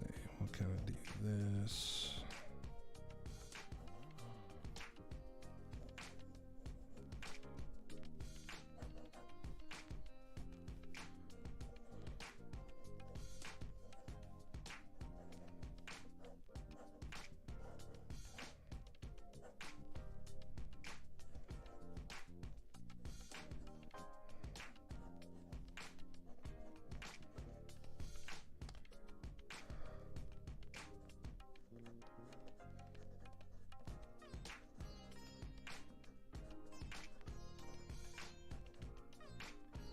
I don't like that guy.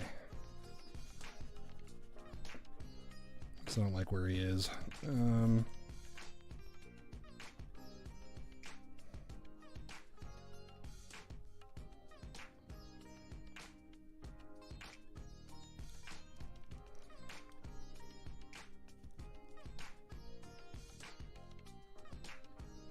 Just give him a big mustache. Why not?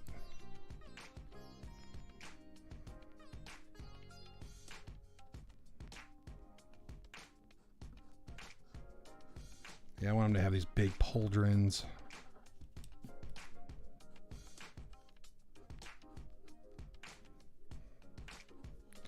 So even though these guys are, evil, dirty slavers, they're, they actually do have some relatively decent equipment. Those horns on her intentional, or am I seeing something?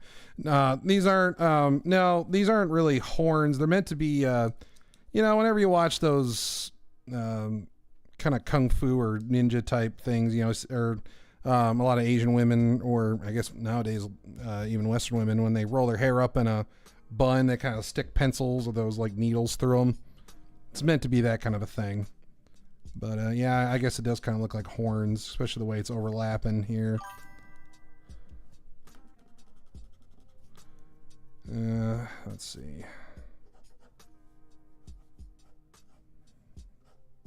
There, I can move that up that way a little bit, so that way it's not.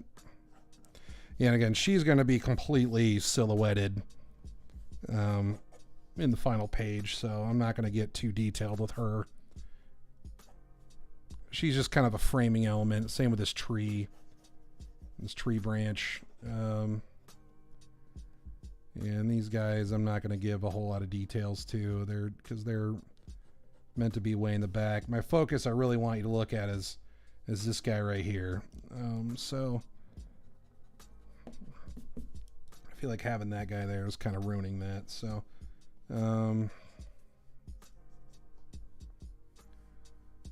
let's see.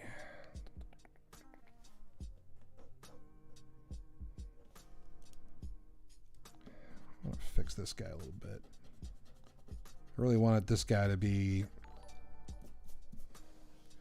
Oh, no, Nat. Thanks for the follow, man. I really appreciate it. Really appreciate it. Yeah, I don't want this guy to really be struggling to pull down, to drag Dominic's axe.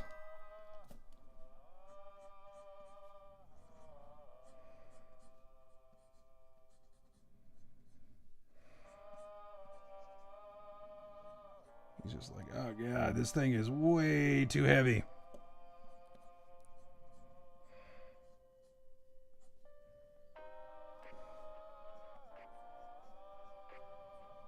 That's right, I gave him kind of more of a Dane axe type thing. And,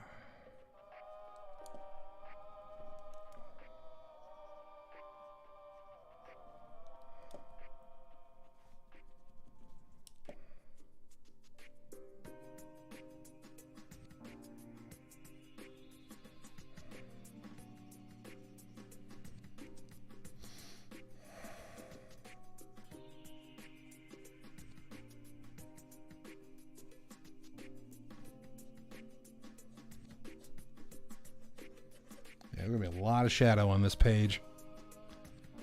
Let's see.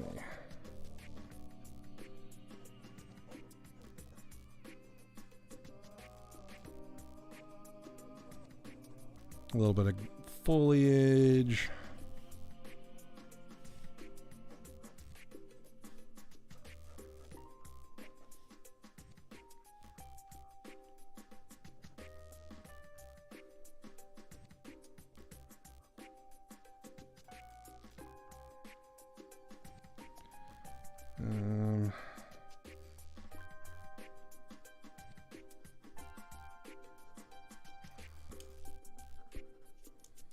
Gonna exaggerate a few things just to make sure everything's readable.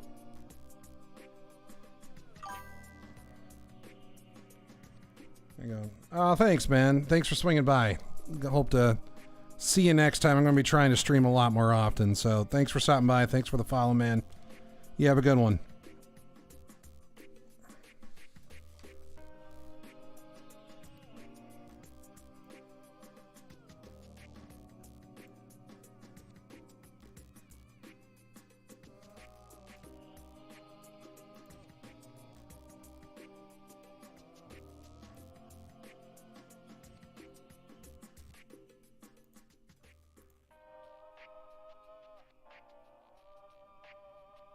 Sorry about that. Give me 1 second here.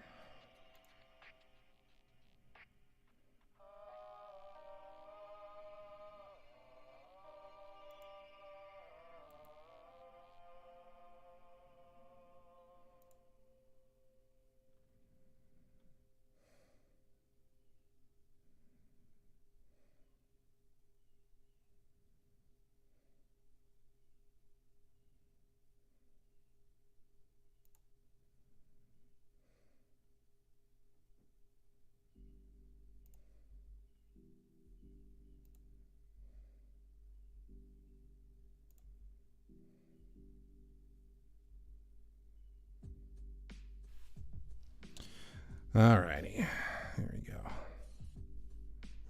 Sorry about that. Let's see. So we'll just kind of have this guy.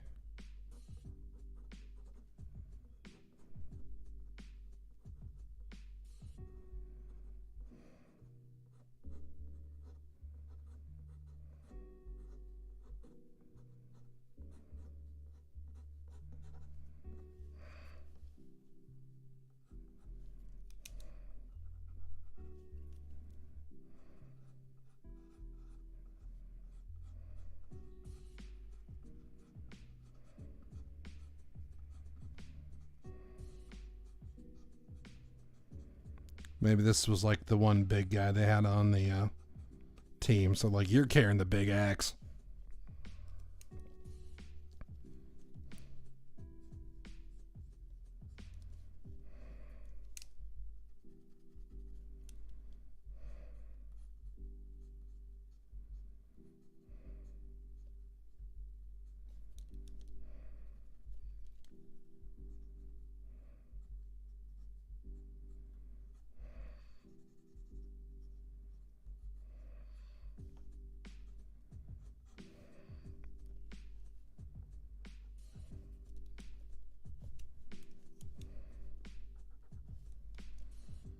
Yeah, and then the fun you can have is since they are far away, you can really push the exaggerations a bit.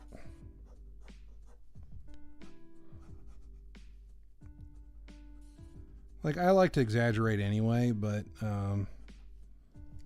especially when they're far away like this, since you don't have, you know, the ability to add all that detail, you can really make up for it by diving in and really pushing proportions and, you know, gestures and everything like that.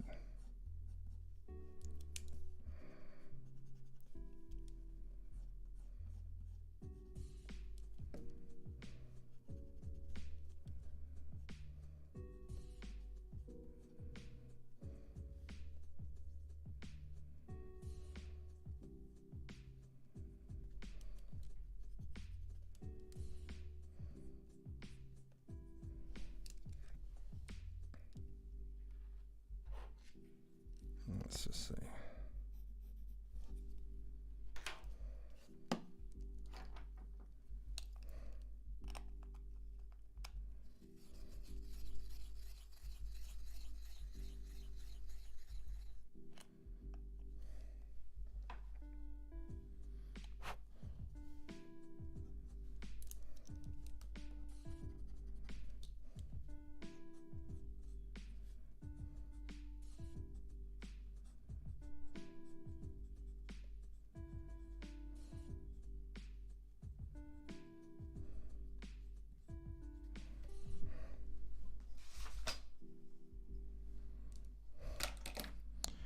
All right, tell you what, I'm going to be right back.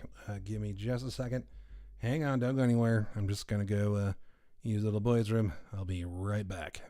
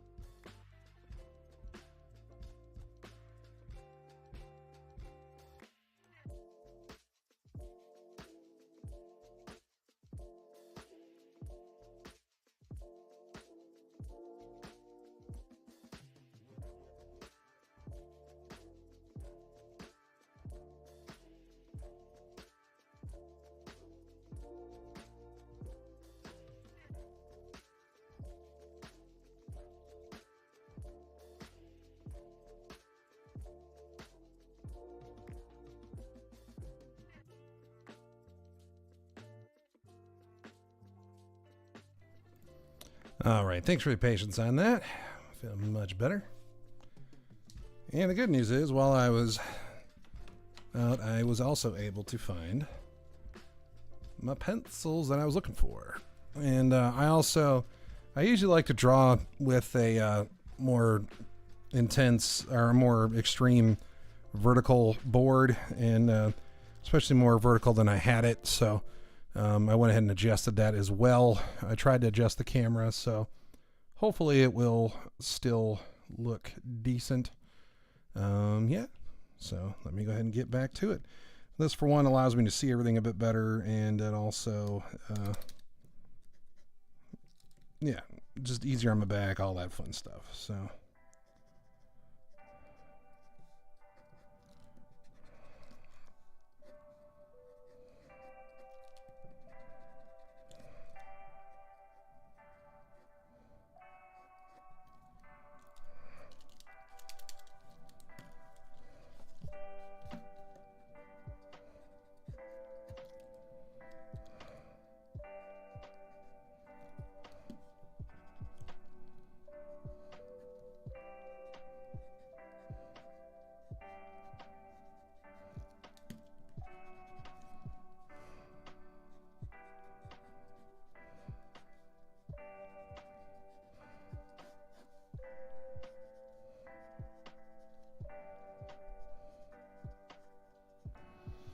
I don't know. Maybe I might give that guy a helmet or something. I don't know.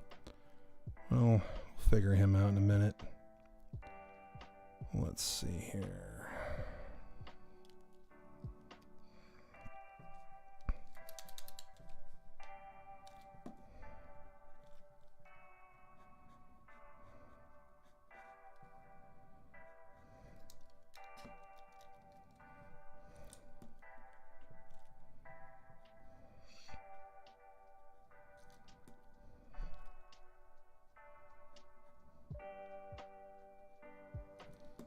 Okay, let's have him looking at Domini.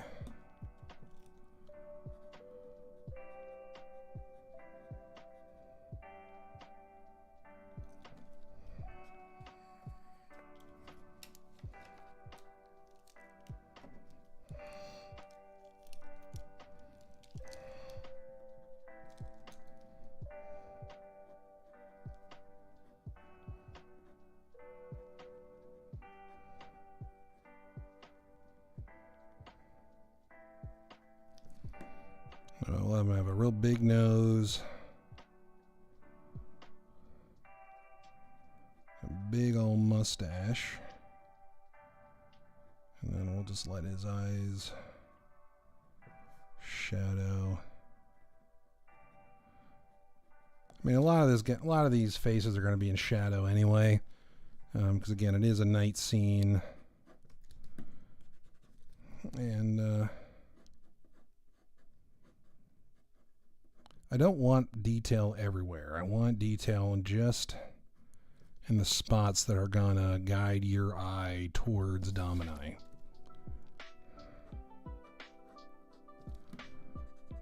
And what's going on.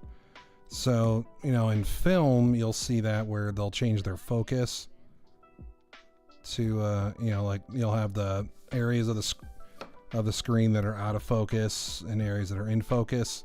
Kind of helps guide your eye on where to look. I'm going to be doing, it's kind of the similar way we do it in comics where, yeah, these guys like out here, I'm not really gonna detail a ton because again, they're kind of more set dressing. They're not really there to really draw your attention. It's just kind of there to be like, okay, look, here's a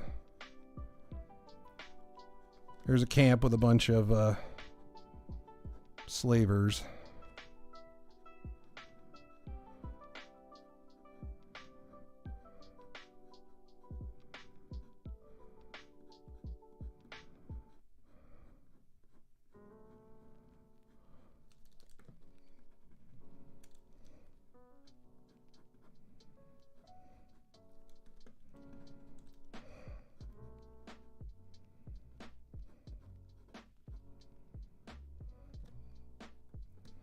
And since the fire's in front of him, his whole back can pretty much be shadow.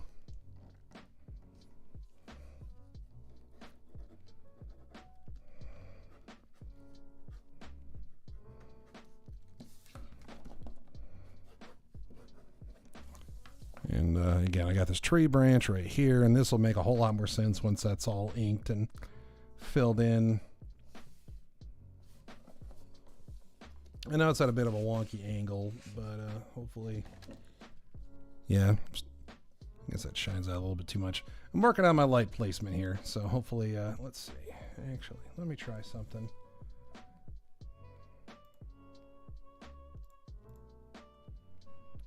Bear with me here. Nope. Nope. Okay, let's go back to where that was.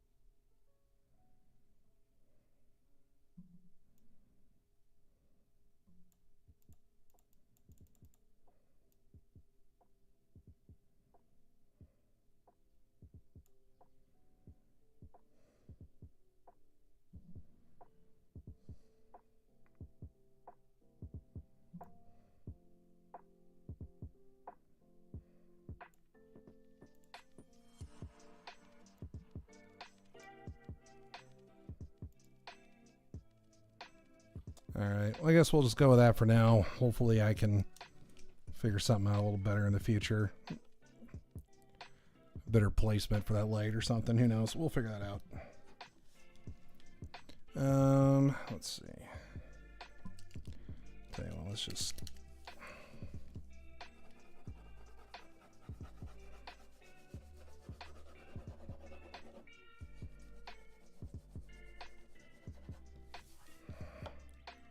She's going to be completely silhouette, and as is all this up here.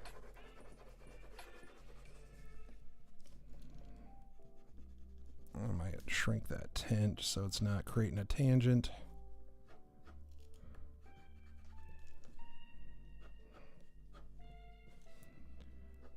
And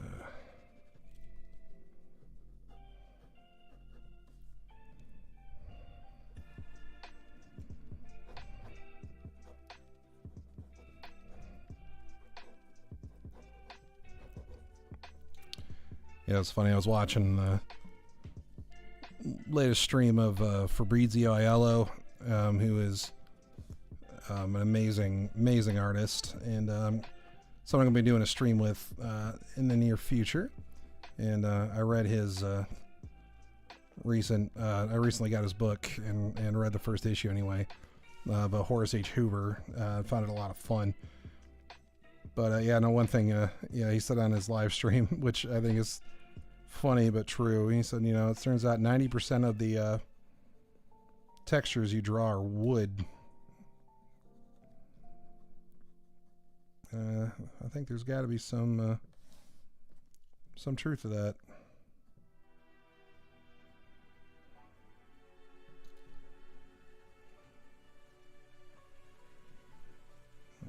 Let's just do that.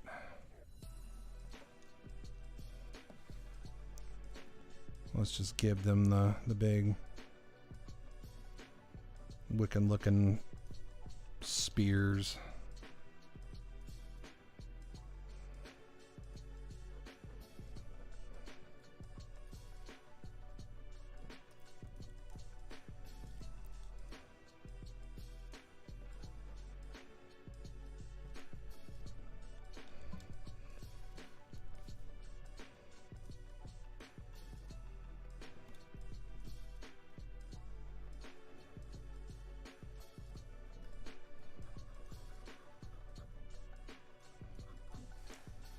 And as you can see, I tend to bounce around quite a lot with the page. Just kind of depends on what's catching my eye at that moment.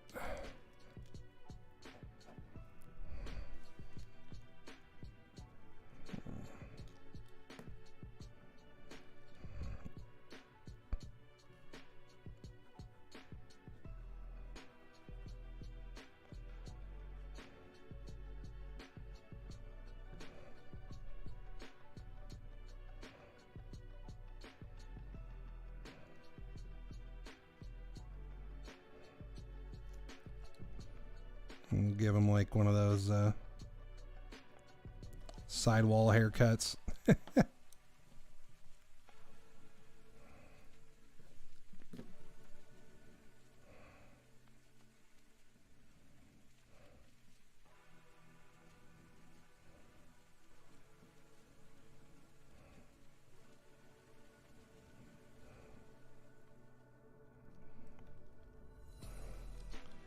Another reason he's so angry.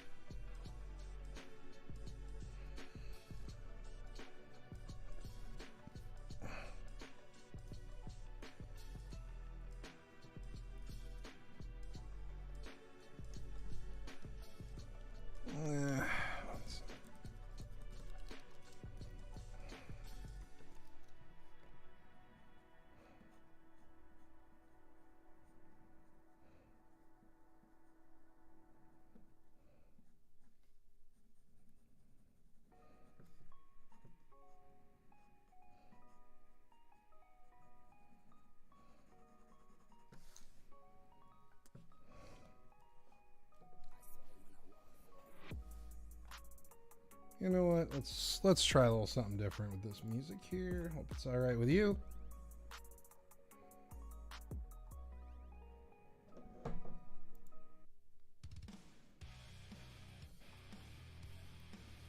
There we go.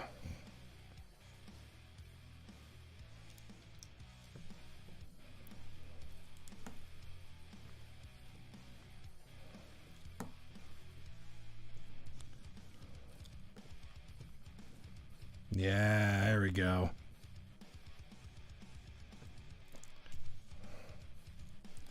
If anyone wants me to change it later, we can, but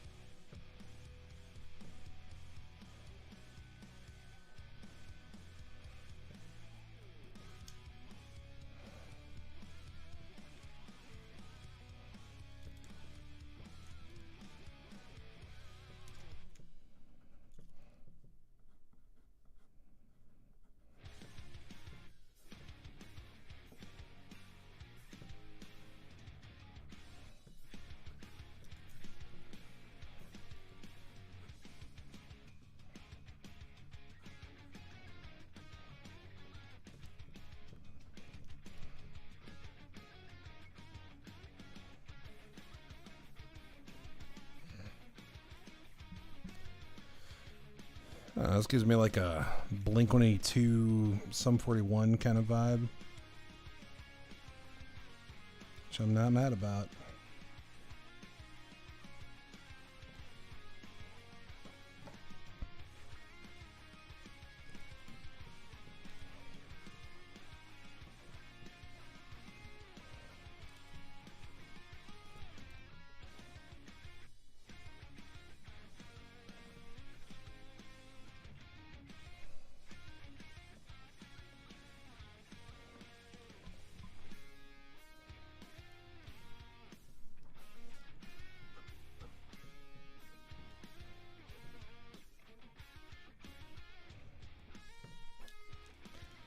know what? Here, I think I'm gonna tweak their body language a little bit.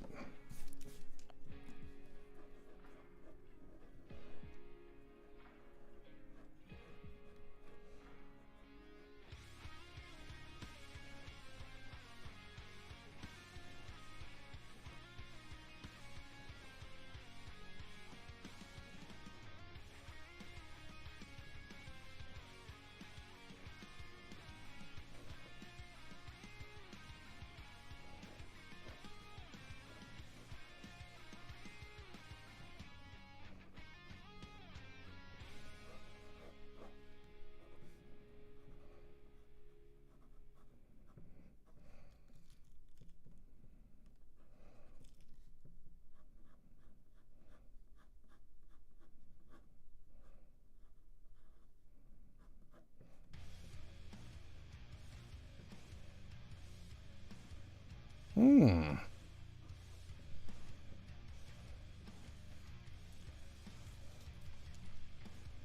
We guys got, yeah, he's gonna have. Oop.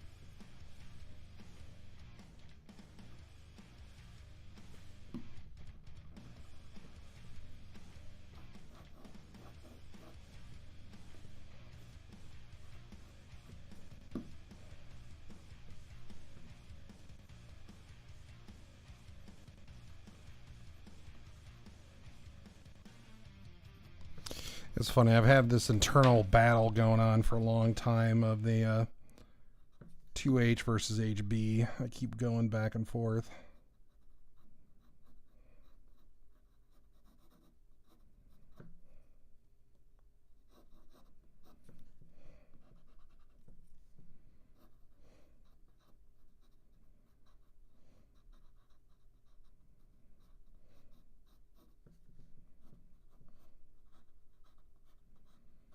It just kind of depends on the mood. Right now I'm doing the 2H and I really like it.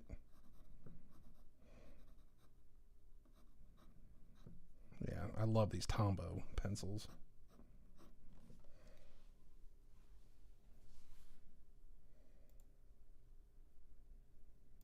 Is that it for that playlist?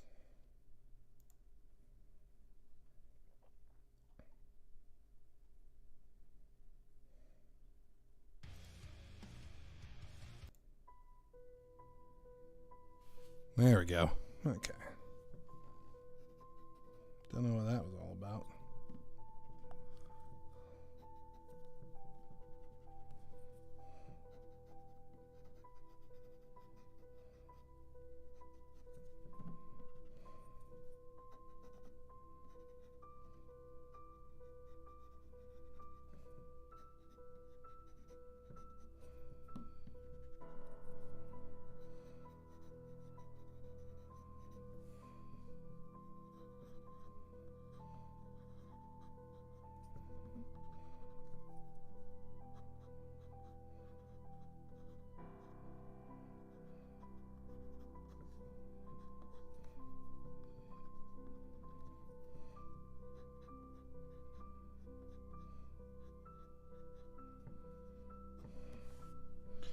Now, I could just give them all helmets. It's just to kind of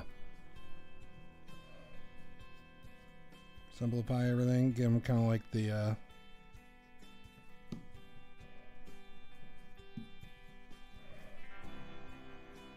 the Roman style helmets with the big mohawk on this front.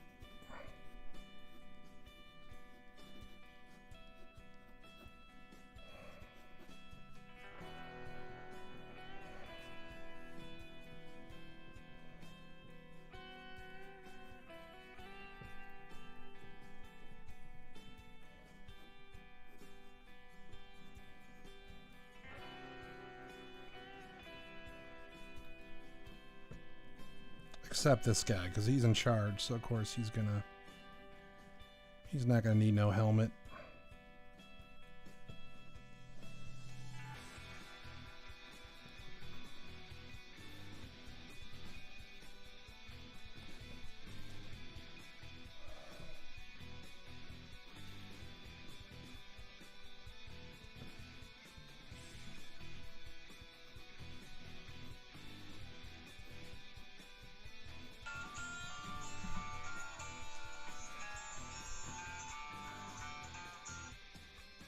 Sorry about that.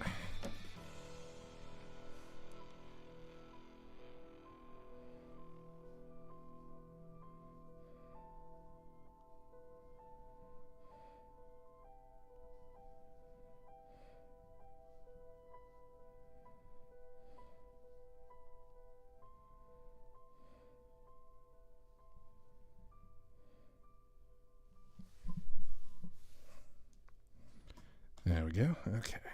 Okay. Let's see.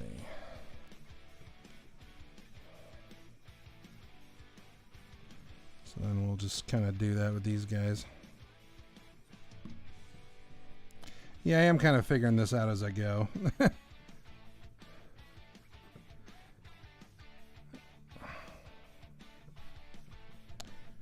You know what? Nah. Let's do that.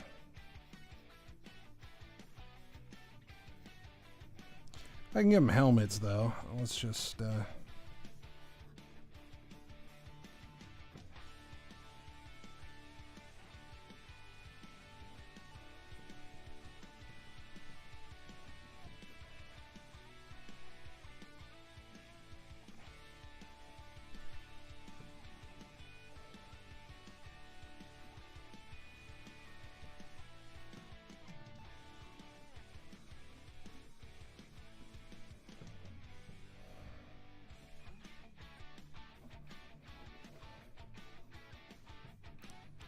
let's see. I'm able to have a couple.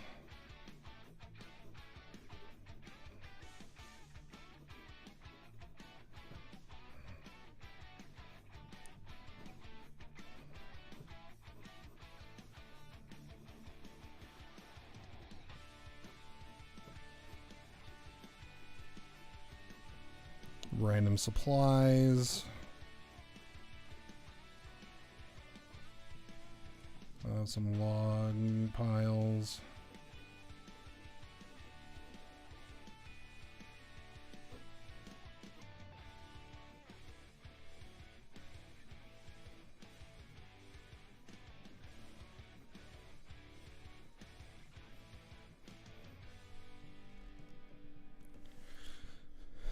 Yeah, they're gonna have supply boxes everywhere.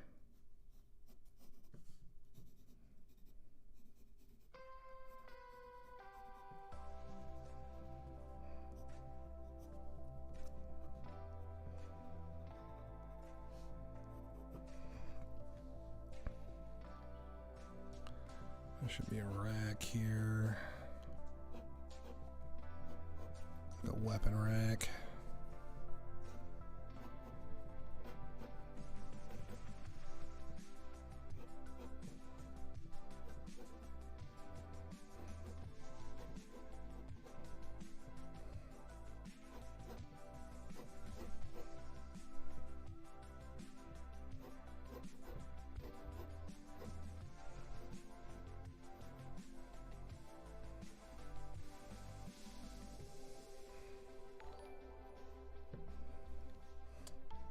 Thorlax77 is now following. Thank you so much. Very much appreciate it. Thank you. Thanks for stopping by. Hope you're good. Welcome, welcome.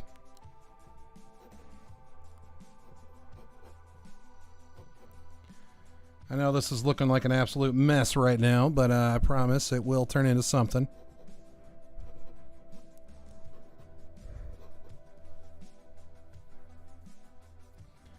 At some point here.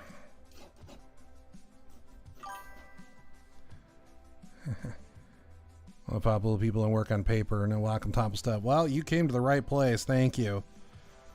I will be coloring probably digitally, but yeah, all the line work and everything I do love to work traditionally. I've been experimenting lately with watercolor, and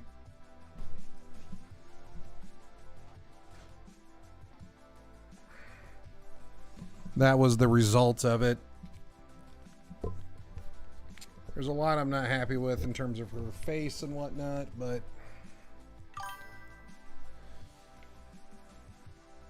yeah, no, I get you. I get you. Yeah, I'm the same way. I do a lot of digital as well, but yeah, I like pencil and I like real stuff on paper. So I did this for show on on YouTube called The Graybeards. They did like a Alan Davis theme, which is all X-Men stuff.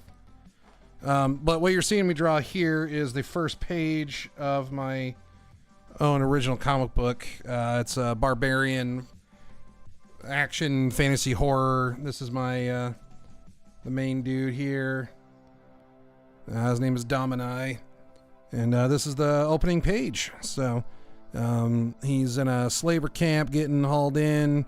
He's got his arms bound, and then we got this mysterious figure here watching from the distance. What could she want? What could she be doing here? What could her motives be? But yeah, thanks for stopping by, man. Do you draw yourself?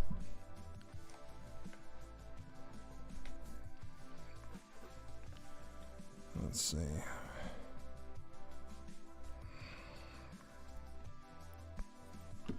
This guy's the captain, so we're going to kind of give him a little bit more attention. I'm going to shadow all that, but I want his hand to read, so he's got a hand on a sword. Shadow all that out, so then this guy can show up better. I was experimenting with giving them all like Roman style helmets with the mohawk and stuff, but I don't think I don't know, I didn't think it would work out that well. Portraits, still life drawings. That's awesome, man. That's awesome. Do you post it anywhere? I'd love to see it.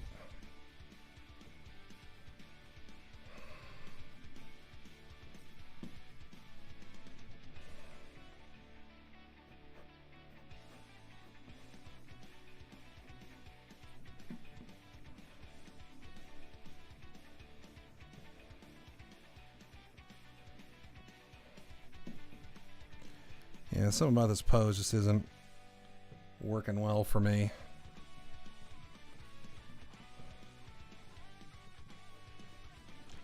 You know what? Yeah, let's try this.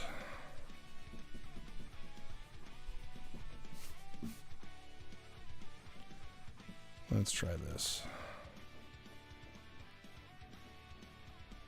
Let's see.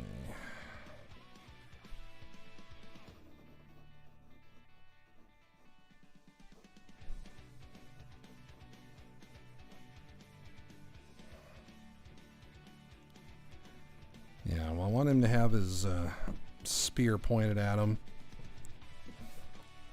So if we move the spear here, move the spear like that, and that means we can put this guy here.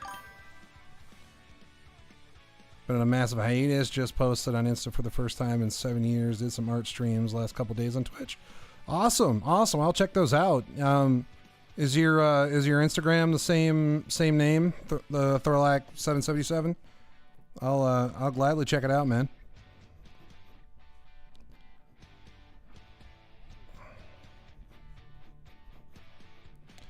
Yeah, like I said, I know this doesn't look like much at the moment, but yeah, we're still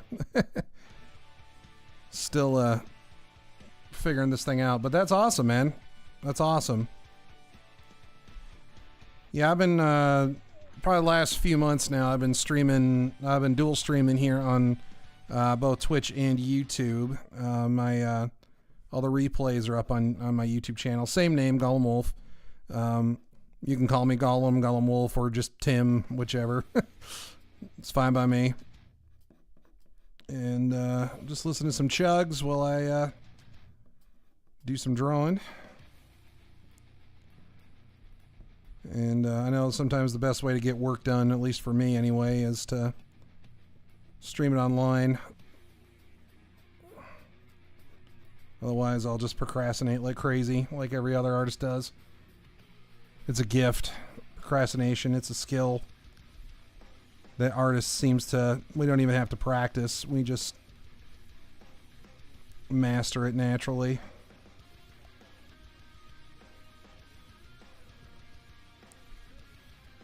Okay, I'm not hating that so much. I'm not hating that one. Because I want to get the pauldrons. And then we can just shadow most of this. And then, yeah, there we go. I can kind of do this thing and then have his foot like that. Okay, okay, okay.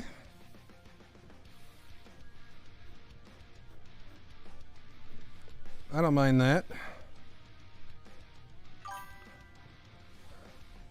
It's just, okay, it's Thorlac on Insta, 2Ks. I've been home a lot with time to draw, so I figured I'd try to stream just for fun.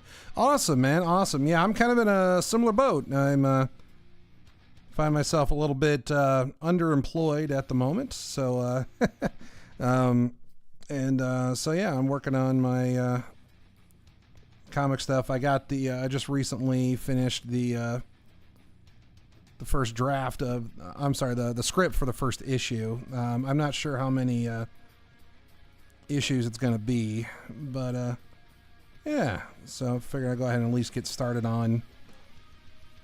I don't know if I'll get this whole page finished today, but I figured I could at least try to get it laid out and, you know, get a decent rough start on it. Let's see here. He's going to have kind of the...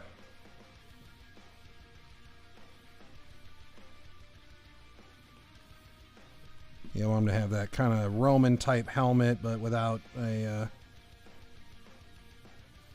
without the little mohawk, without the feather thing on top. Yeah, these are slavers, so they're not going to be the most... Yeah, they're not going to be the best equipped guys.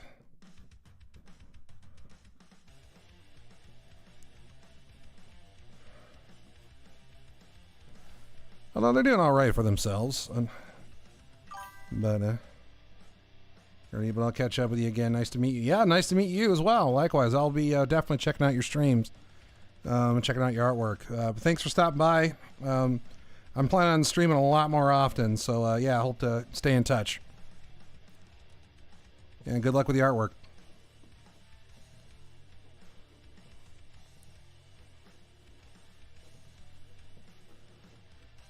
Good luck. Thanks, man. Yeah, peace out. Peace out. People don't say that anymore, do they? They should.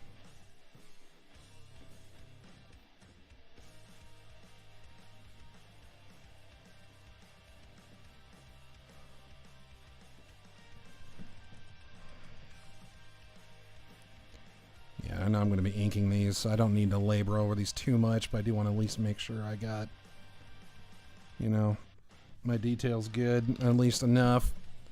I don't know. I feel like there's just so much empty space here. Part of me is thinking I might actually... You know what? I'm going to do it.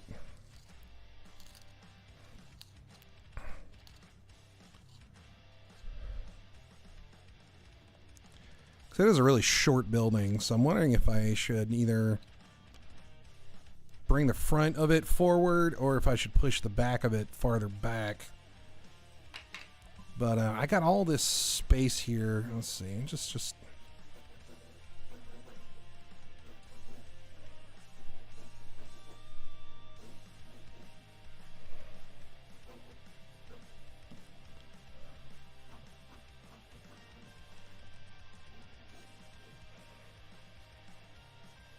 Yeah, let's do that. Okay.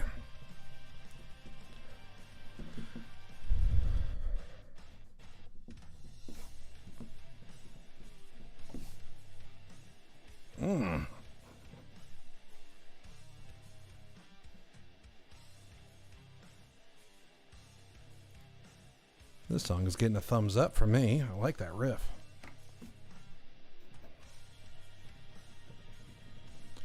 Yeah, and again, when I ink all this up, I'm gonna be printing it out and turning into blue line. So all this erasing and all this stuff I've done, it really isn't gonna matter.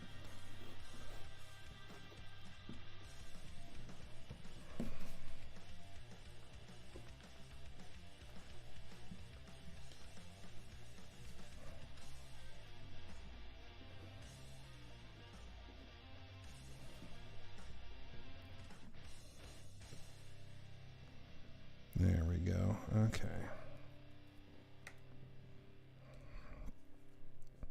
So I can move put the door about here.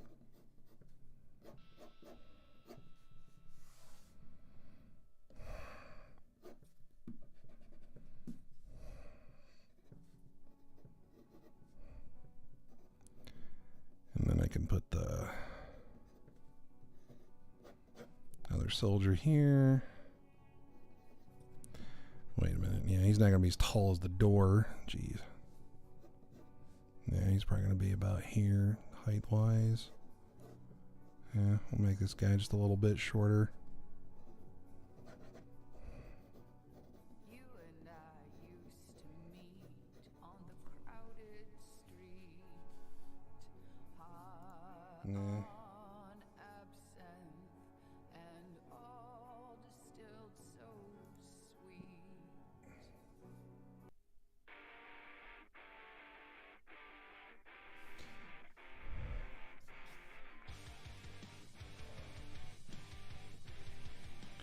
Yeah, since this page is going to be using a lot of silhouette, I'm trying to really make the most of that.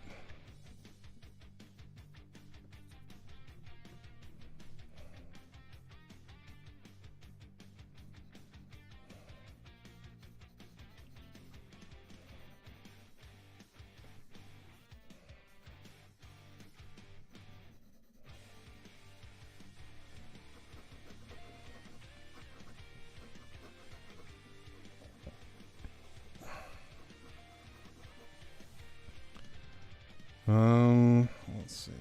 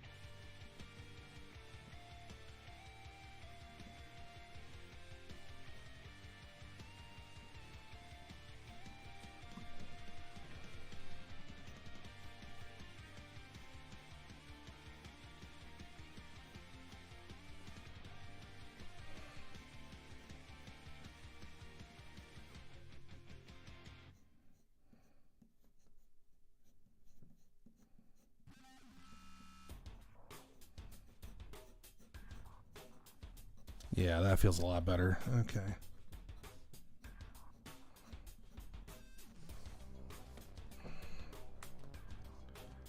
And we'll have the big...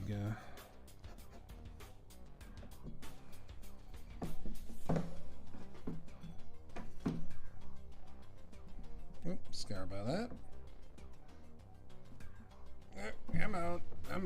Oh, there we go. Sorry about that. Yeah, I was just about to put the big bracer bar on the front of the door, and I realized that's really stupid if the goal is to keep somebody out because they could just unlock it on their end. So, and the hinges would be on the inside as well.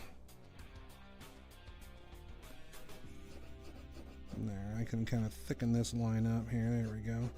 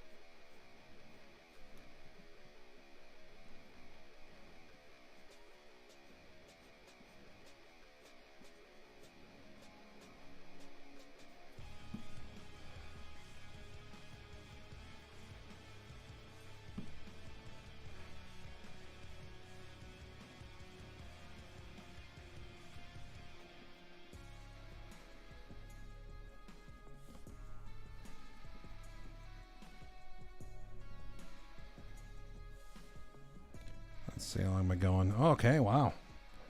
Almost going 3 hours now. All right, cool. Let's see. This is pretty much all going to be wood. Wood planks. I mean, a lot of these kinds of details I can do in the inks. Oh yeah, I was going to add these guys.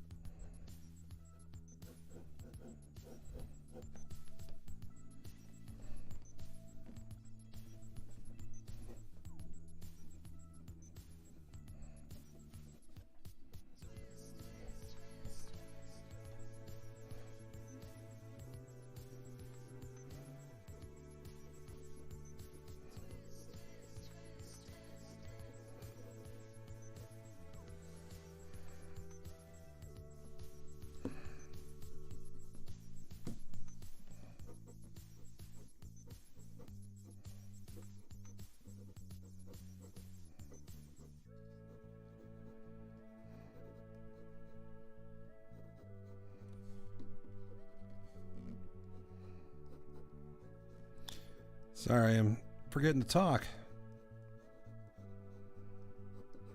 Let's see.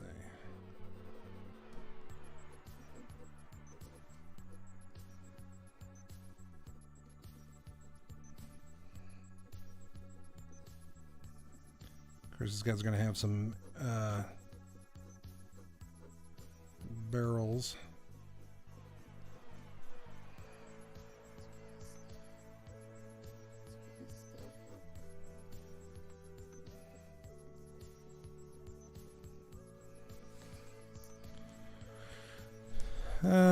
Let's see here. So we'll get this guard here, and then we'll do another guard right here. And, yeah, let's see. Want him here.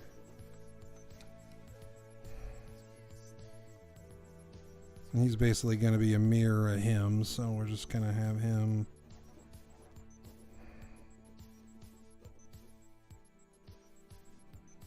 His feet's going to be out like that.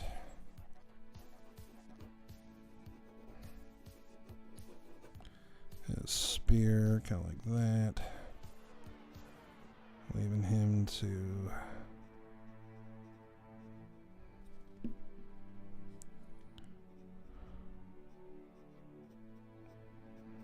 hold the spear like so. Hold on, let's try this.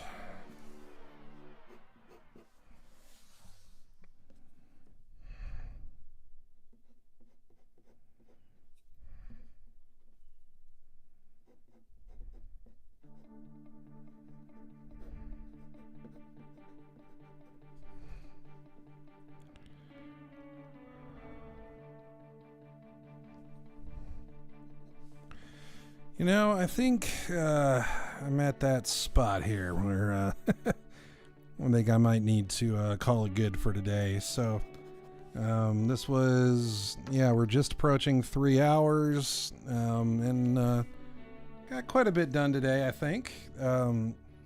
So I think this is probably a good time to call it. I may or may not do the rest of this. I may or may not stream the rest of the details or not. Who knows? We'll see. I probably will. Let's just be honest. But anyway, yeah, this is probably a good time as any to call it. So thanks so much, anybody that watched. Throwlack77, No Net, Uzukaraki, thank you guys so much for hanging out. Any lurkers that might have been out there, I really appreciate it. Yeah, for those that don't know, my name is Tim, otherwise known as Gollum Wolf.